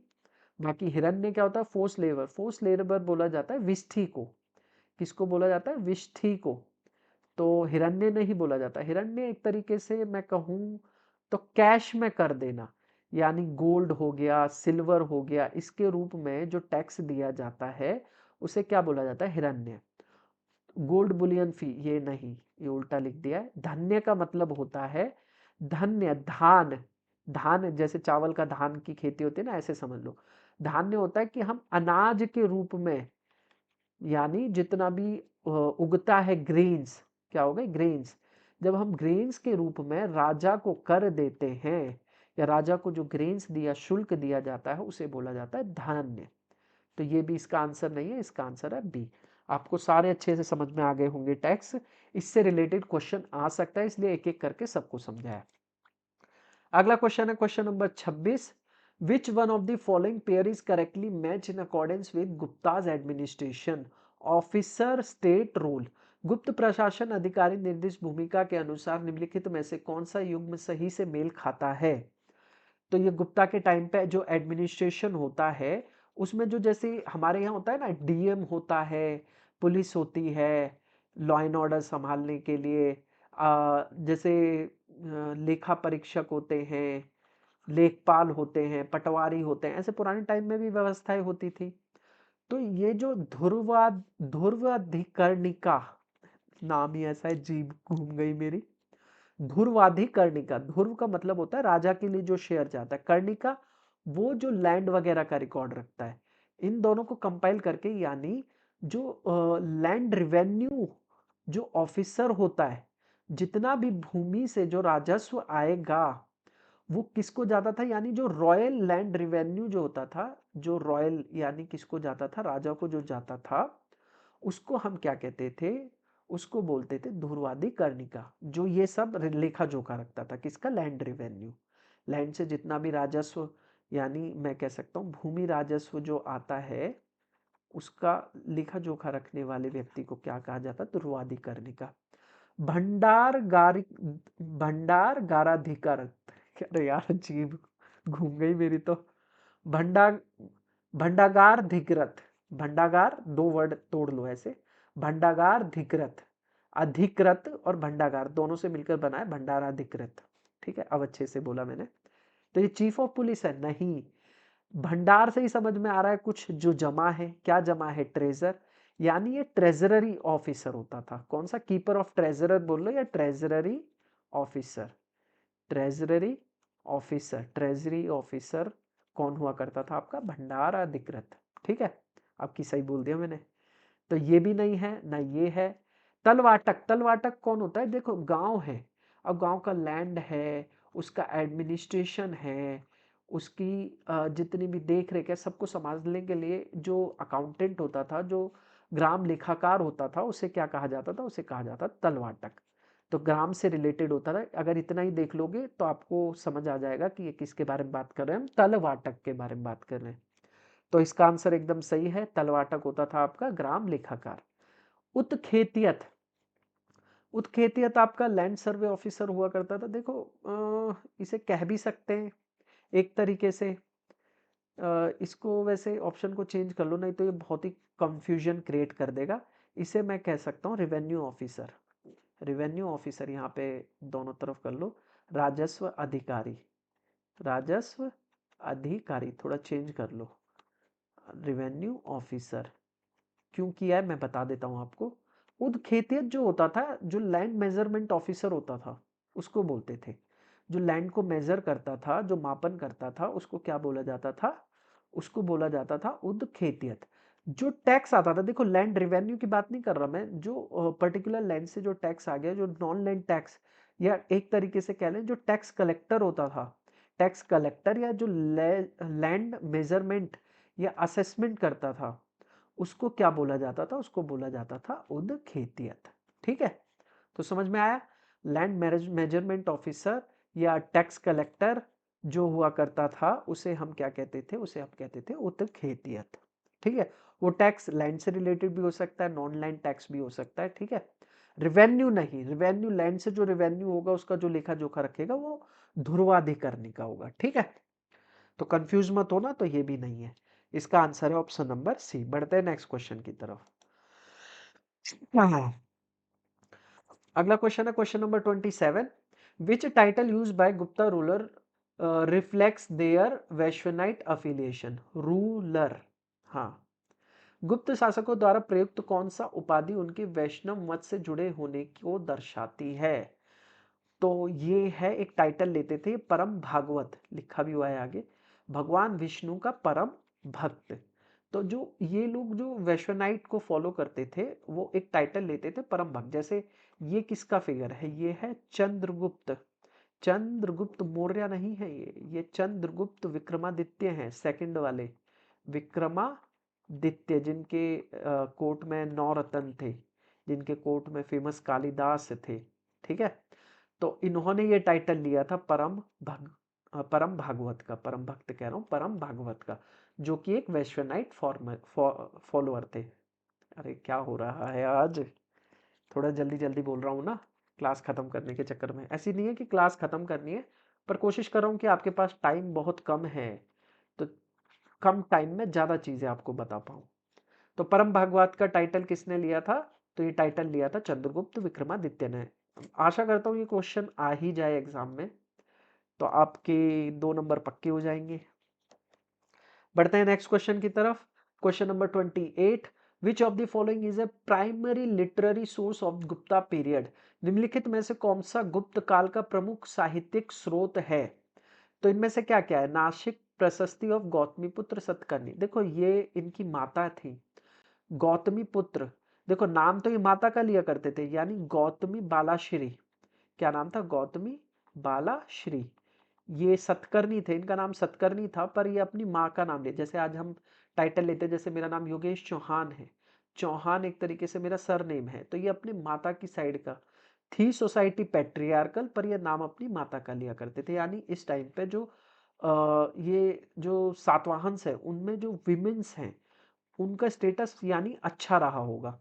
तो जो ये गौतमी बालाश्री हैं, जो सतकर्णी के युद्ध हैं और भी जितनी गाथाएं, उनको इन्होंने कहाँ पर दर्शाया था? नासिक प्रशस्ति में, यानी नासिक में इनकी प्रशंसा जो इंस्क्रिप्शन है उनमें खूब प्रशंसा से लिखे लेख लिखे थे इन्होंने। किसने? गौतमी बालाश्री ने। किसके लिए? गौतमीपुत्र सतकर्णी के लिए। तो ये गुप्ता से तो रिलेटेड नहीं है, ये तो सतवाहन है, तो ये आंसर नहीं होगा। Aihole inscription of Pulakeshin two, ये पुलकेशिन फर्स्ट थे चालुक्यास। कौन थे? चालुक्यास। चालुक्यास कहाँ बसे थे? ये वाकाटका वाला रीजन था, यहाँ पर जब वाकाटकास खत्म हो गए तो यहाँ चालुक्यास आ गए, और चालुक्यास के जो फाउंडर थे वो पुलकेशिन फर्स्ट थे, लेकिन जो सबसे इंपॉर्टेंट रूलर हुए वो पुलकेशिन टू। ये क्यों फेमस हुए? क्योंकि इन्होंने हर्षवर्धन को हराया था। किसको हराया था? हर्षवर्धन को। कहाँ हराया था? नर्मदा नदी पर। नर्मदा नदी पर हराया था, और साउथ का इन्होंने टाइटल लिया था दक्षिण पथेश्वर। क्या टाइटल लिया था इन्होंने? पुलकेशिन टू ने टाइटल लिया था दक्षिण पथेश्वर। और सकल उत्तर पथेश्वर का टाइटल लिया था किसने? टाइटल लिया नहीं था, मतलब इन्हें दिया गया था हर्षवर्धन को। और सकल दक्षिण पथेश्वर किसको टाइटल मिला था? तो दक्षिण पथेश्वर टाइटल मिला था पुलकेशिन टू को। तो इनकी प्रशंसा में जो अभिलेख लिखे हैं वो लिखे थे रवि कीर्ति ने। कौन से इंस्क्रिप्शन में? आईहोल। तो ये चालुक्य से रिलेटेड है, ये भी गुप्ता से, तो ये भी आंसर नहीं हो सकता। सी, अच्छा ये हाथी गुम्फा इंस्क्रिप्शन ऑफ खारवेल, ये कलिंग से रिलेटेड है, ये भी आंसर नहीं हो सकता, तो इसका आंसर है ऑप्शन नंबर सी।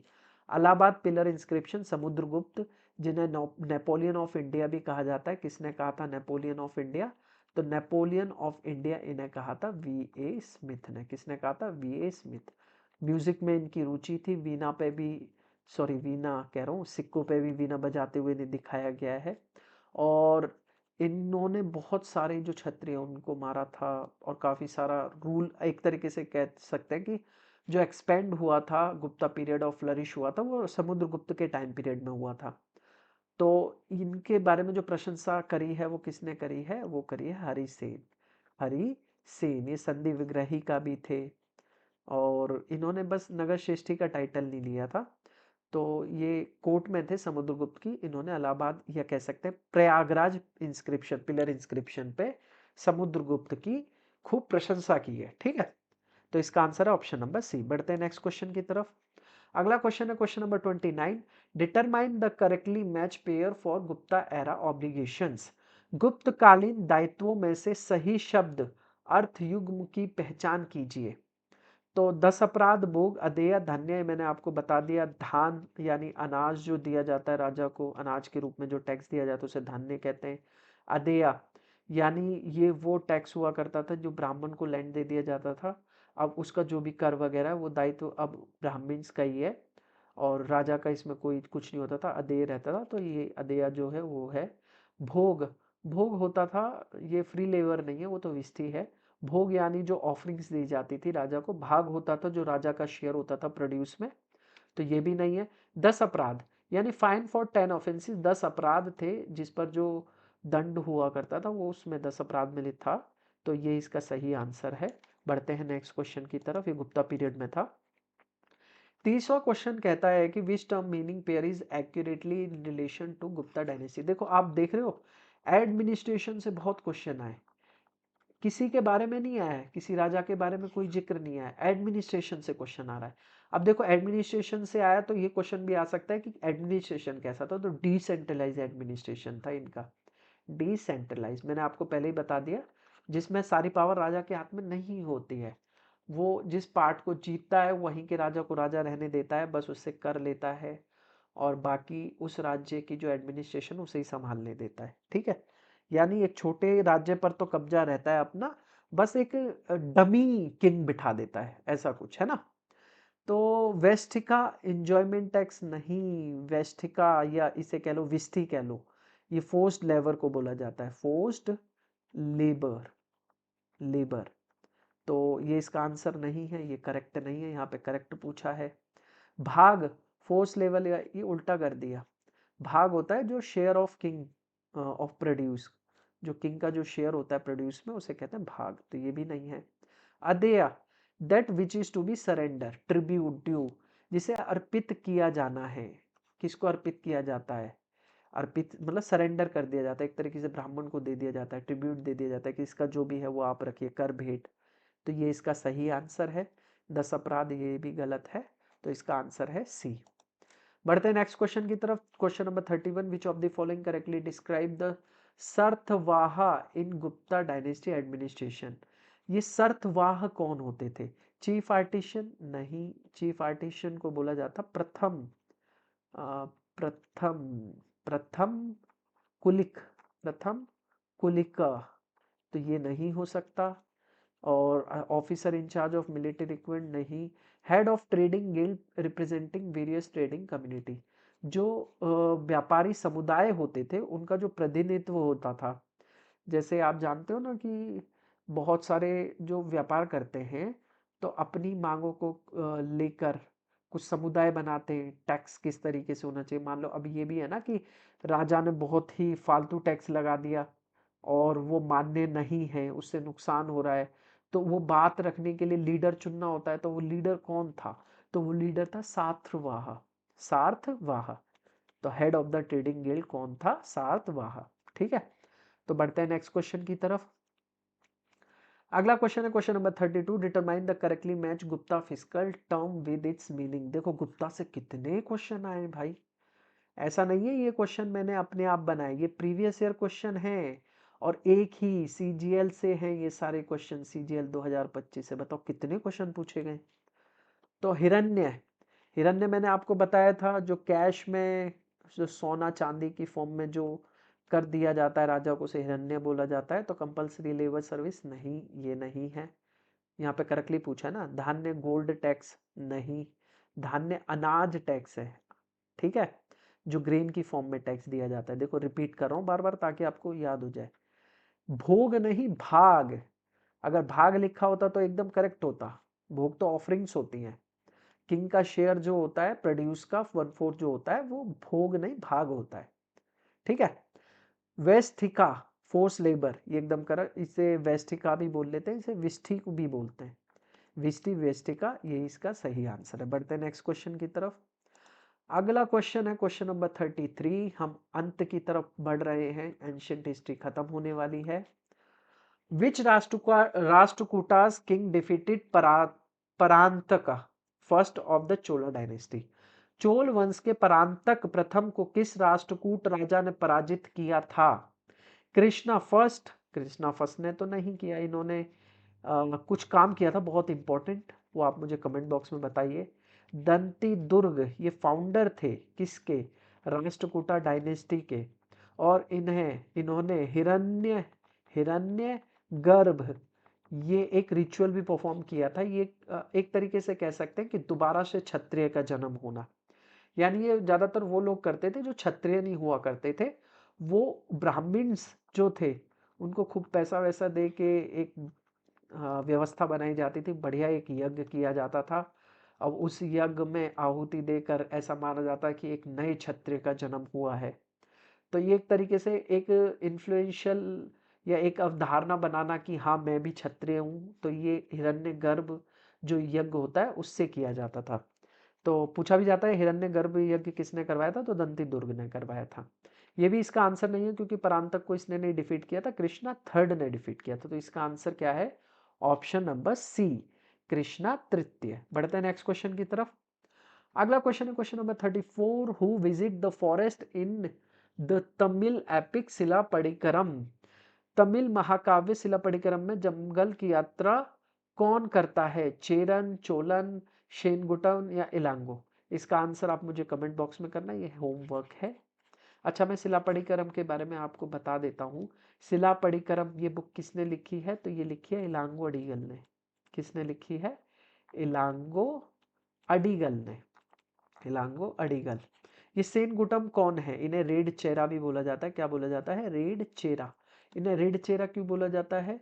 क्योंकि देखो, ये बहुत ही फेमस, मतलब बहुत ही एक तो इम्पॉर्टेंट चेहरा थे, चेरा साम्राज्य के, ठीक है। और इन्होंने ही कनगी, जो कनगी है, उनको उनकी मूर्तियां बनवाई, उनकी पूजा की जो शुरुआत करवाई थी वो सेनगुटम ने कराई थी। अभी इस कनगी कौन है? ये कनोगी चेस्टिस, यानी ये एक पवित्र वो महिलाएं हैं जिन्होंने अपना एक अडिग प्रेम दिखाया था। किसके लिए? कोवलन के लिए। तो ये जो सिलापड़ीकरम की ये जो बुक है, इसमें कनगी और कोवलन की कहानी है। ये जो कोवलन है, ये इनकी पत्नी थी, कनगी वाइफ। देखना, एक पति के लिए जो अटूट प्रेम होता है वो दर्शाया इन्होंने। कोवलन जो था, इसका प्रेम एक माधवी, एक महिला थी, उनसे भी शुरू हो गया प्रेम प्रसंग, जिनसे इनकी एक बेटी हुई थी जिनका नाम था मनी मेकलाई। मनी मेकलाई। तो इनका प्रेम प्रसंग इनके साथ भी चला, पर बाद में इन्हें पता चला कि नहीं, ये जो है कनगी, ये मेरी मतलब एकदम धर्म पत्नी है। तो इनकी आंखें खुली, ये वापस इनके पास गए। फिर ये एक राज्य में गए, वहां के राजा ने कोवलन को चोरी का आरोप लगा के कैद कर लिया था। फिर इन्होंने जो है उसको श्राप दे दिया था, उससे पूरा जो राज्य, वो बताना वो राज्य कौन सा था जो पूरी तरह नष्ट हो गया था कनगी के श्राप से। तो फिर एक जो वो होती है ना, जो कह सकते हैं बाद में सन्यासी, सन्यासी जीवन जिया था इन्होंने। तो इन्होंने एक श्रेष्ठ रूप नारी का दिखाया था, और सेनगुटन ने इनके लिए मतलब एक तरीके से इन्हें पूजनीय बताया था, और इनकी पूजा वर्शिप शुरू करवाई थी सेनगुटम ने। अच्छा, ये मनी मेकलाई एक किताब भी लिखी है इनके ऊपर, और इन्होंने किसने लिखी है? सीतालाई, सीथलाई सतनार, इन्होंने बुक लिखी है मनी मेकलाई। किस पर? इनकी कोवलन और माधवी की बेटी के ऊपर, सीतलाई सतनार। बढ़ते हैं नेक्स्ट क्वेश्चन की तरफ। अगला क्वेश्चन है question number 35। What was major challenge for agriculture in Chola kingdom apart from rocky land? चोल साम्राज्य में पथरीली भूमि के अतिरिक्त कृषि के लिए प्रमुख चुनौती क्या थी? Lack of seeds, lack of labour, irrigation water, या पेस्ट इन्फेस्टेशन? जो चोला किंगडम था उसमें बीजों की कमी थी। भाई इतना बड़ा राज्य, बीजों की कमी कैसे हो सकती है? लेबर तो लैक ऑफ लेबर, भर भर के थी लेबर, ठीक है। पेस्ट इन्फेस्टेशन नहीं, इरिगेशन, पानी की समस्या थी। यहाँ पर जो लैंड था वो किस तरीके, जो एक लैंडस्केप था, जो लैंडस्केप है वो किस तरीके का था? देखो, इसमें कई टाइप्स थे, जैसे कुरिंजीज। अब ये टर्म पूछे जाते हैं, इसलिए मैं लिख रहा हूँ कुरिंजी। और आपका एक टाइप था मारुदम, मारुदम, कुरिंजी, और पलई, पलई हो गया, नीडल, ये सब क्या है? ये सब टाइप ऑफ लैंड है। और मुलई, कैसा? मुलई। ये जो लैंड है कुरिंजी, ये कैसा है? ये हिली एरिया है। कैसा लैंड है? यहाँ पर रॉकी लैंड की बात की जा रही है ना, उस लैंड को क्या बोला जाता था? कुरंजी, हिली लैंड। मारुदम, ये कैसा लैंड है? और मुलई, मुलई कैसा लैंड है? पलई, ये डेजर्ट लैंड है। कैसा लैंड है? ये डेजर्ट लैंड है। नेडल, नेडल वो जो कोस्टल एरिया था उसे क्या कहा जाता था? उसे आपका कहा जाता था नेडल, ठीक है। और मुलई आपका हो गया पेस्टोरल रीजन, जैसे आपके फॉरेस्ट हो गए, कौन से? फॉरेस्ट। ये हो गया पेस्टोरल कम्युनिटी, पेस्टो, सॉरी थोड़ा सा स्पेलिंग गलत हो गई, पेस्टोरल। और जहाँ पर एग्रीकल्चर करने वाली जो भूमि होती थी, साफ क्षेत्र जहाँ पर एग्रीकल्चर यानी कृषि हो सकती है, वो कैसा क्षेत्र, उसे क्या बोला जाता था? मारुदम। कुरिंजी कैसा एरिया? हिली। फॉरेस्ट एरिया वो कौन सा हो गया आपका? मारुदम, जहाँ पे पेस्टोरल यानी यहाँ पर चरागाह, फॉरेस्ट ना कह के जहाँ पर बड़ी बड़ी घासें हुआ करती हैं, जहाँ पर अपने जो भेड़ बकरी जितने भी डोमेस्टिकेटेड एनिमल है उनको चराने जाते हैं, तो वो वाला क्षेत्र कौन सा होता था? मुलाई। मारुदम कौन सा क्षेत्र होता था? कृषि वाला, जहाँ कृषि हो सकती थी। और यहाँ कैसे लोग रहते थे? फार्मर्स रहा करते थे। कैसे? फार्मर्स, पीजेंट्स रहा करते थे जो कृषि करते थे। पलई डेजर्ट एरिया था, कुछ नहीं उगता, तो यहाँ पे लूटमार होती गई होगी। तो रॉबर्स वगैरह कौन से क्षेत्र में हुआ करते थे? पलई में। नेडल कोस्टल एरिया, यानी यहाँ के लोग कैसे, यहाँ के लोग मछली पालन वगैरह या उनको मारकर खाकर जो अपना जीवन यापन करते थे। हिली एरिया, यहाँ के लोग कैसे, यहाँ के लोग थोड़ी बहुत खेती भी कर लिया करते थे, शिफ्टिंग कल्टीवेशन टाइप। और हंटर गैदरर्स हुआ करते थे, यानी जो दूसरे जीवों उनको मारकर खाने वाले लोग इस वाले लैंडस्केप में रहा करते थे। तो इसको याद रखना, ये पूछा जा सकता है, तो मैंने बता दिया। नेक्स्ट क्वेश्चन की तरफ बढ़ते हैं। अगला क्वेश्चन है question number 36। Who among the following Chola emperor constructed the grand temple of Gangaikonda Cholapuram? Gangaikonda Cholapuram में भव्य मंदिर का निर्माण निम्नलिखित में से किस चोल सम्राटों में से किसने कराया था? देखो, इसने जो व्यक्ति है, इन्होंने टाइटल लिया था गंगई कोंडा। क्यों टाइटल लिया था? क्योंकि इन्होंने साउथ से ये नॉर्थ की तरफ गए थे और नॉर्थ में गंगा वाले रीजन में जाके बहुत सारे राजाओं को इन्होंने हराया था, इसलिए इन्होंने टाइटल लिया था कौन सा? गंगई कोंडा। और ये कौन थे? राजेंद्र चोला फर्स्ट। इन्होंने एक शहर बसाया था गंगई कोंडा चोलापुरम, वहां पर एक मंदिर कंस्ट्रक्ट किया था। तो वो कौन से एम्परर थे? राजेंद्र चोला फर्स्ट, राजेंद्र चोल प्रथम। और ये जो राजा राज चोल फर्स्ट हैं, इन्होंने बृहदेश्वर टेम्पल बनाया था। बृहदेश्वर, बृहदेश्वर टेम्पल। और ये बृहदेश्वर टेम्पल कहाँ बनाया था? तो ये बृहदेश्वर टेम्पल बनवाया था इन्होंने थंजावुर में। थंजावुर में, थंजावुर में इन्होंने कब्जा कर लिया था। ये पहले कौन से वाले रीजन में थे, ये आप मुझे बताना फिर से, ये मेरी वीडियो में ऑलरेडी मैंने पढ़ाया हुआ है। फिर इन्होंने किन को हराया था? तो इन्होंने हराया था थंजावुर के मुतल्लियार को, मुतल्लियार को हराया था। मुतल्लियार या मुतैयार हैं, उनको हराया था किसने? इन्होंने, चोलाज ने।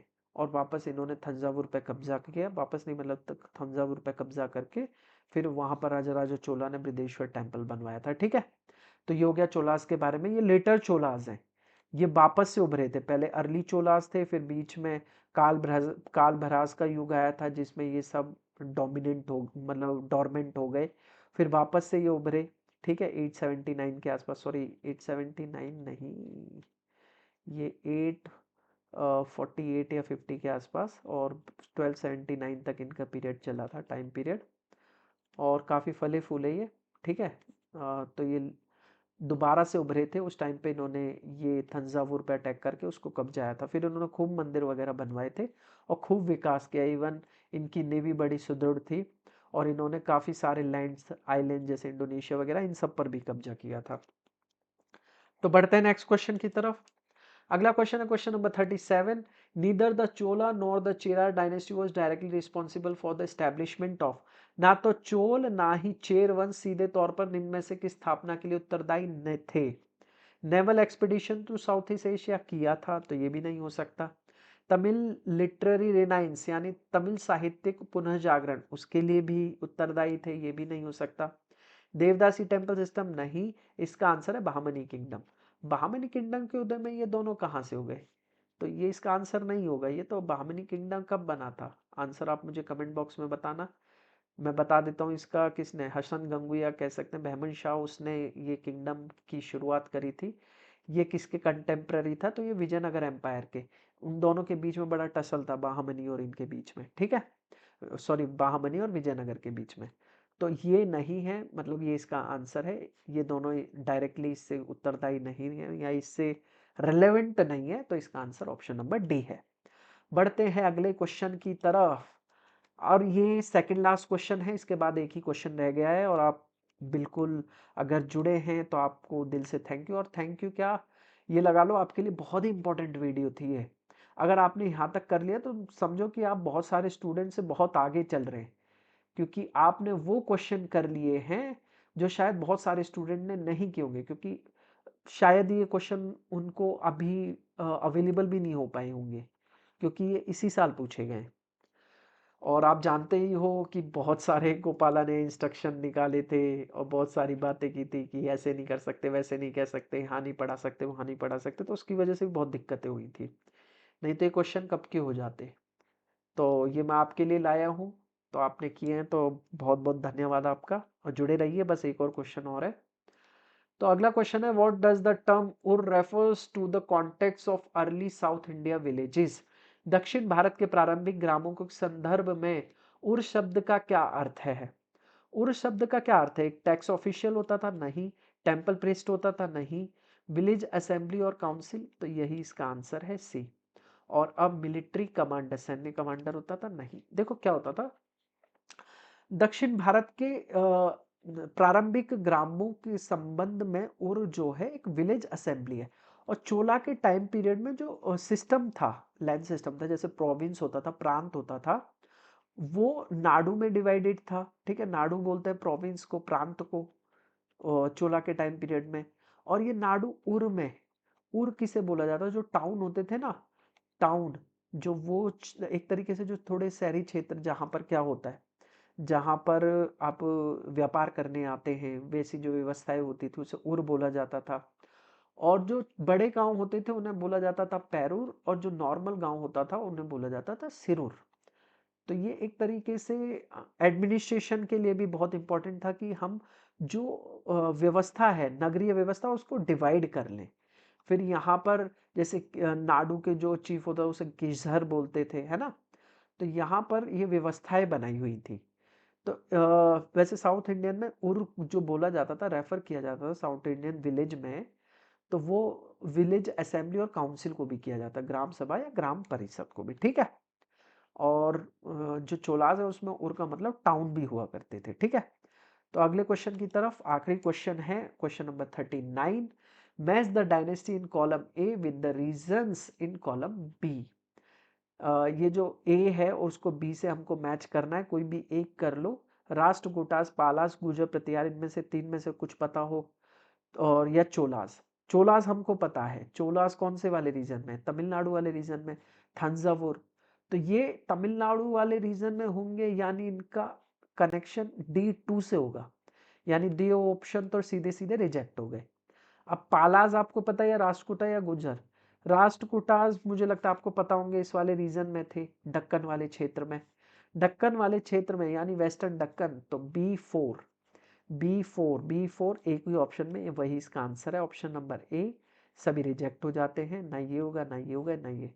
यानी ए, गुर्जर प्रतिहार कौन से वाले रीजन में थे, नॉर्थ वेस्टर्न रीजन। ये जो आपका गुजरात राजस्थान वाला रीजन है, उस पर कौन थे, गुर्जर प्रतिहार थे। यानी आपका ए होगा 3 से। राजकोटाज आपके वेस्टर्न डक्कन में, और पालाज आपके किधर, इधर इस तरफ में, कहां पर, ये आपका बंगाल वाले रीजन की तरफ। ठीक है। तो पालाज आपके बंगाल वाले, तो इसका आंसर है ऑप्शन नंबर ए। अच्छा, ये गुर्जर प्रतिहार, इसके फाउंडर कौन थे वो आप मुझे कमेंट बॉक्स में बताना। पाला के मैं बता देता हूँ, गोपाला। कौन थे पाला के फाउंडर, गोपाला। राजकोटाज के मैंने आपको बता दिया, दंती दुर्ग। आप मुझे नाग, सॉरी, गुर्जर प्रतिहार का आंसर करना। आंसर नहीं बताना है मुझे, मुझे कमेंट बॉक्स में आपसे आंसर चाहिए। ठीक है।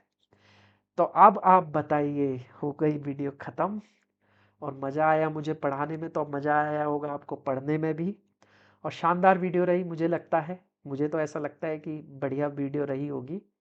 बाकी अगर आपका कोई भी फीडबैक है तो आप उसे कमेंट बॉक्स में कर दे सकते हैं, या कमेंट कर सकते हैं।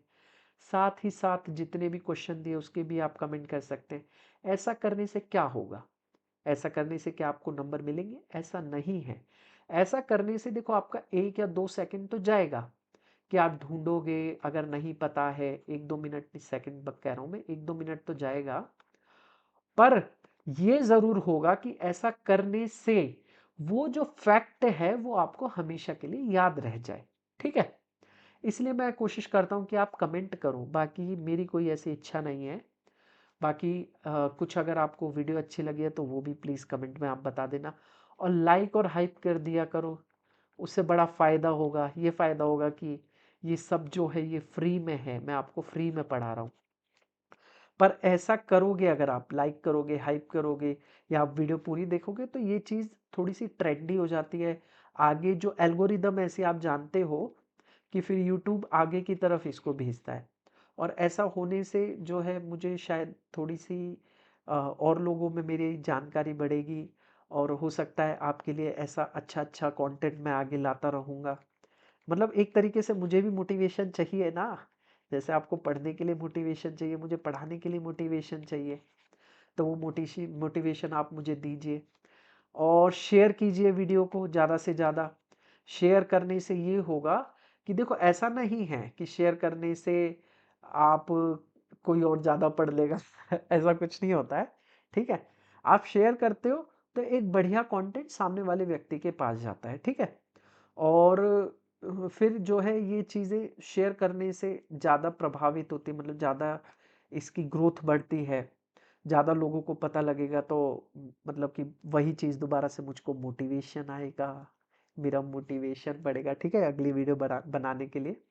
तो प्लीज़ मुझे मोटिवेट करते रहिए और खुद भी होते रहिए, ठीक है। और आशा करता हूँ आपको वीडियो पसंद आई होगी। एनर्जी मेरी थ्रू आउट वीडियो ऐसी रही होगी हाई।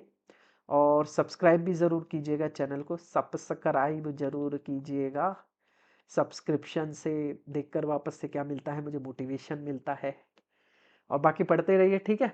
वीडियो खत्म हो गई है, मैं कोशिश करता हूँ कि आपको मिडीवल की जो वीडियो है वो भी जल्दी से जल्दी लेकर आऊँ। अब तक मैंने कौन कौन सी वीडियो बना दी है, तो अब तक मैंने मॉडर्न खत्म कर दी है। मॉडर्न मैंने 2 पार्ट में करी थी, फर्स्ट एंड सेकंड। टाइम कम होते हुए मुझे लगता है कि मुझे जल्दी से एक ही वीडियो में सब समराइज कर देना चाहिए, तो मैं ये एंशिएंट की वन शॉट लाया, इसकी कोई पार्ट नहीं आएगा, ये पूरी एक वीडियो है जिसमें सारे क्वेश्चन कराए, ठीक है। और मैं कोशिश करूंगा कि मिड की जो वीडियो आएगी उसमें भी सारे क्वेश्चन करा दिए जाए एक ही वीडियो में, यानी ये दोनों कैसी रहेंगी वीडियो, ये दोनों रहेंगी वन शॉट, ठीक है। तो ये जरूर कर लीजिएगा, ये सीजीएल के इंपॉर्टेंट क्वेश्चन हैं इसी साल के। तो पढ़ते रहिए, keep learning, keep growing, bye bye.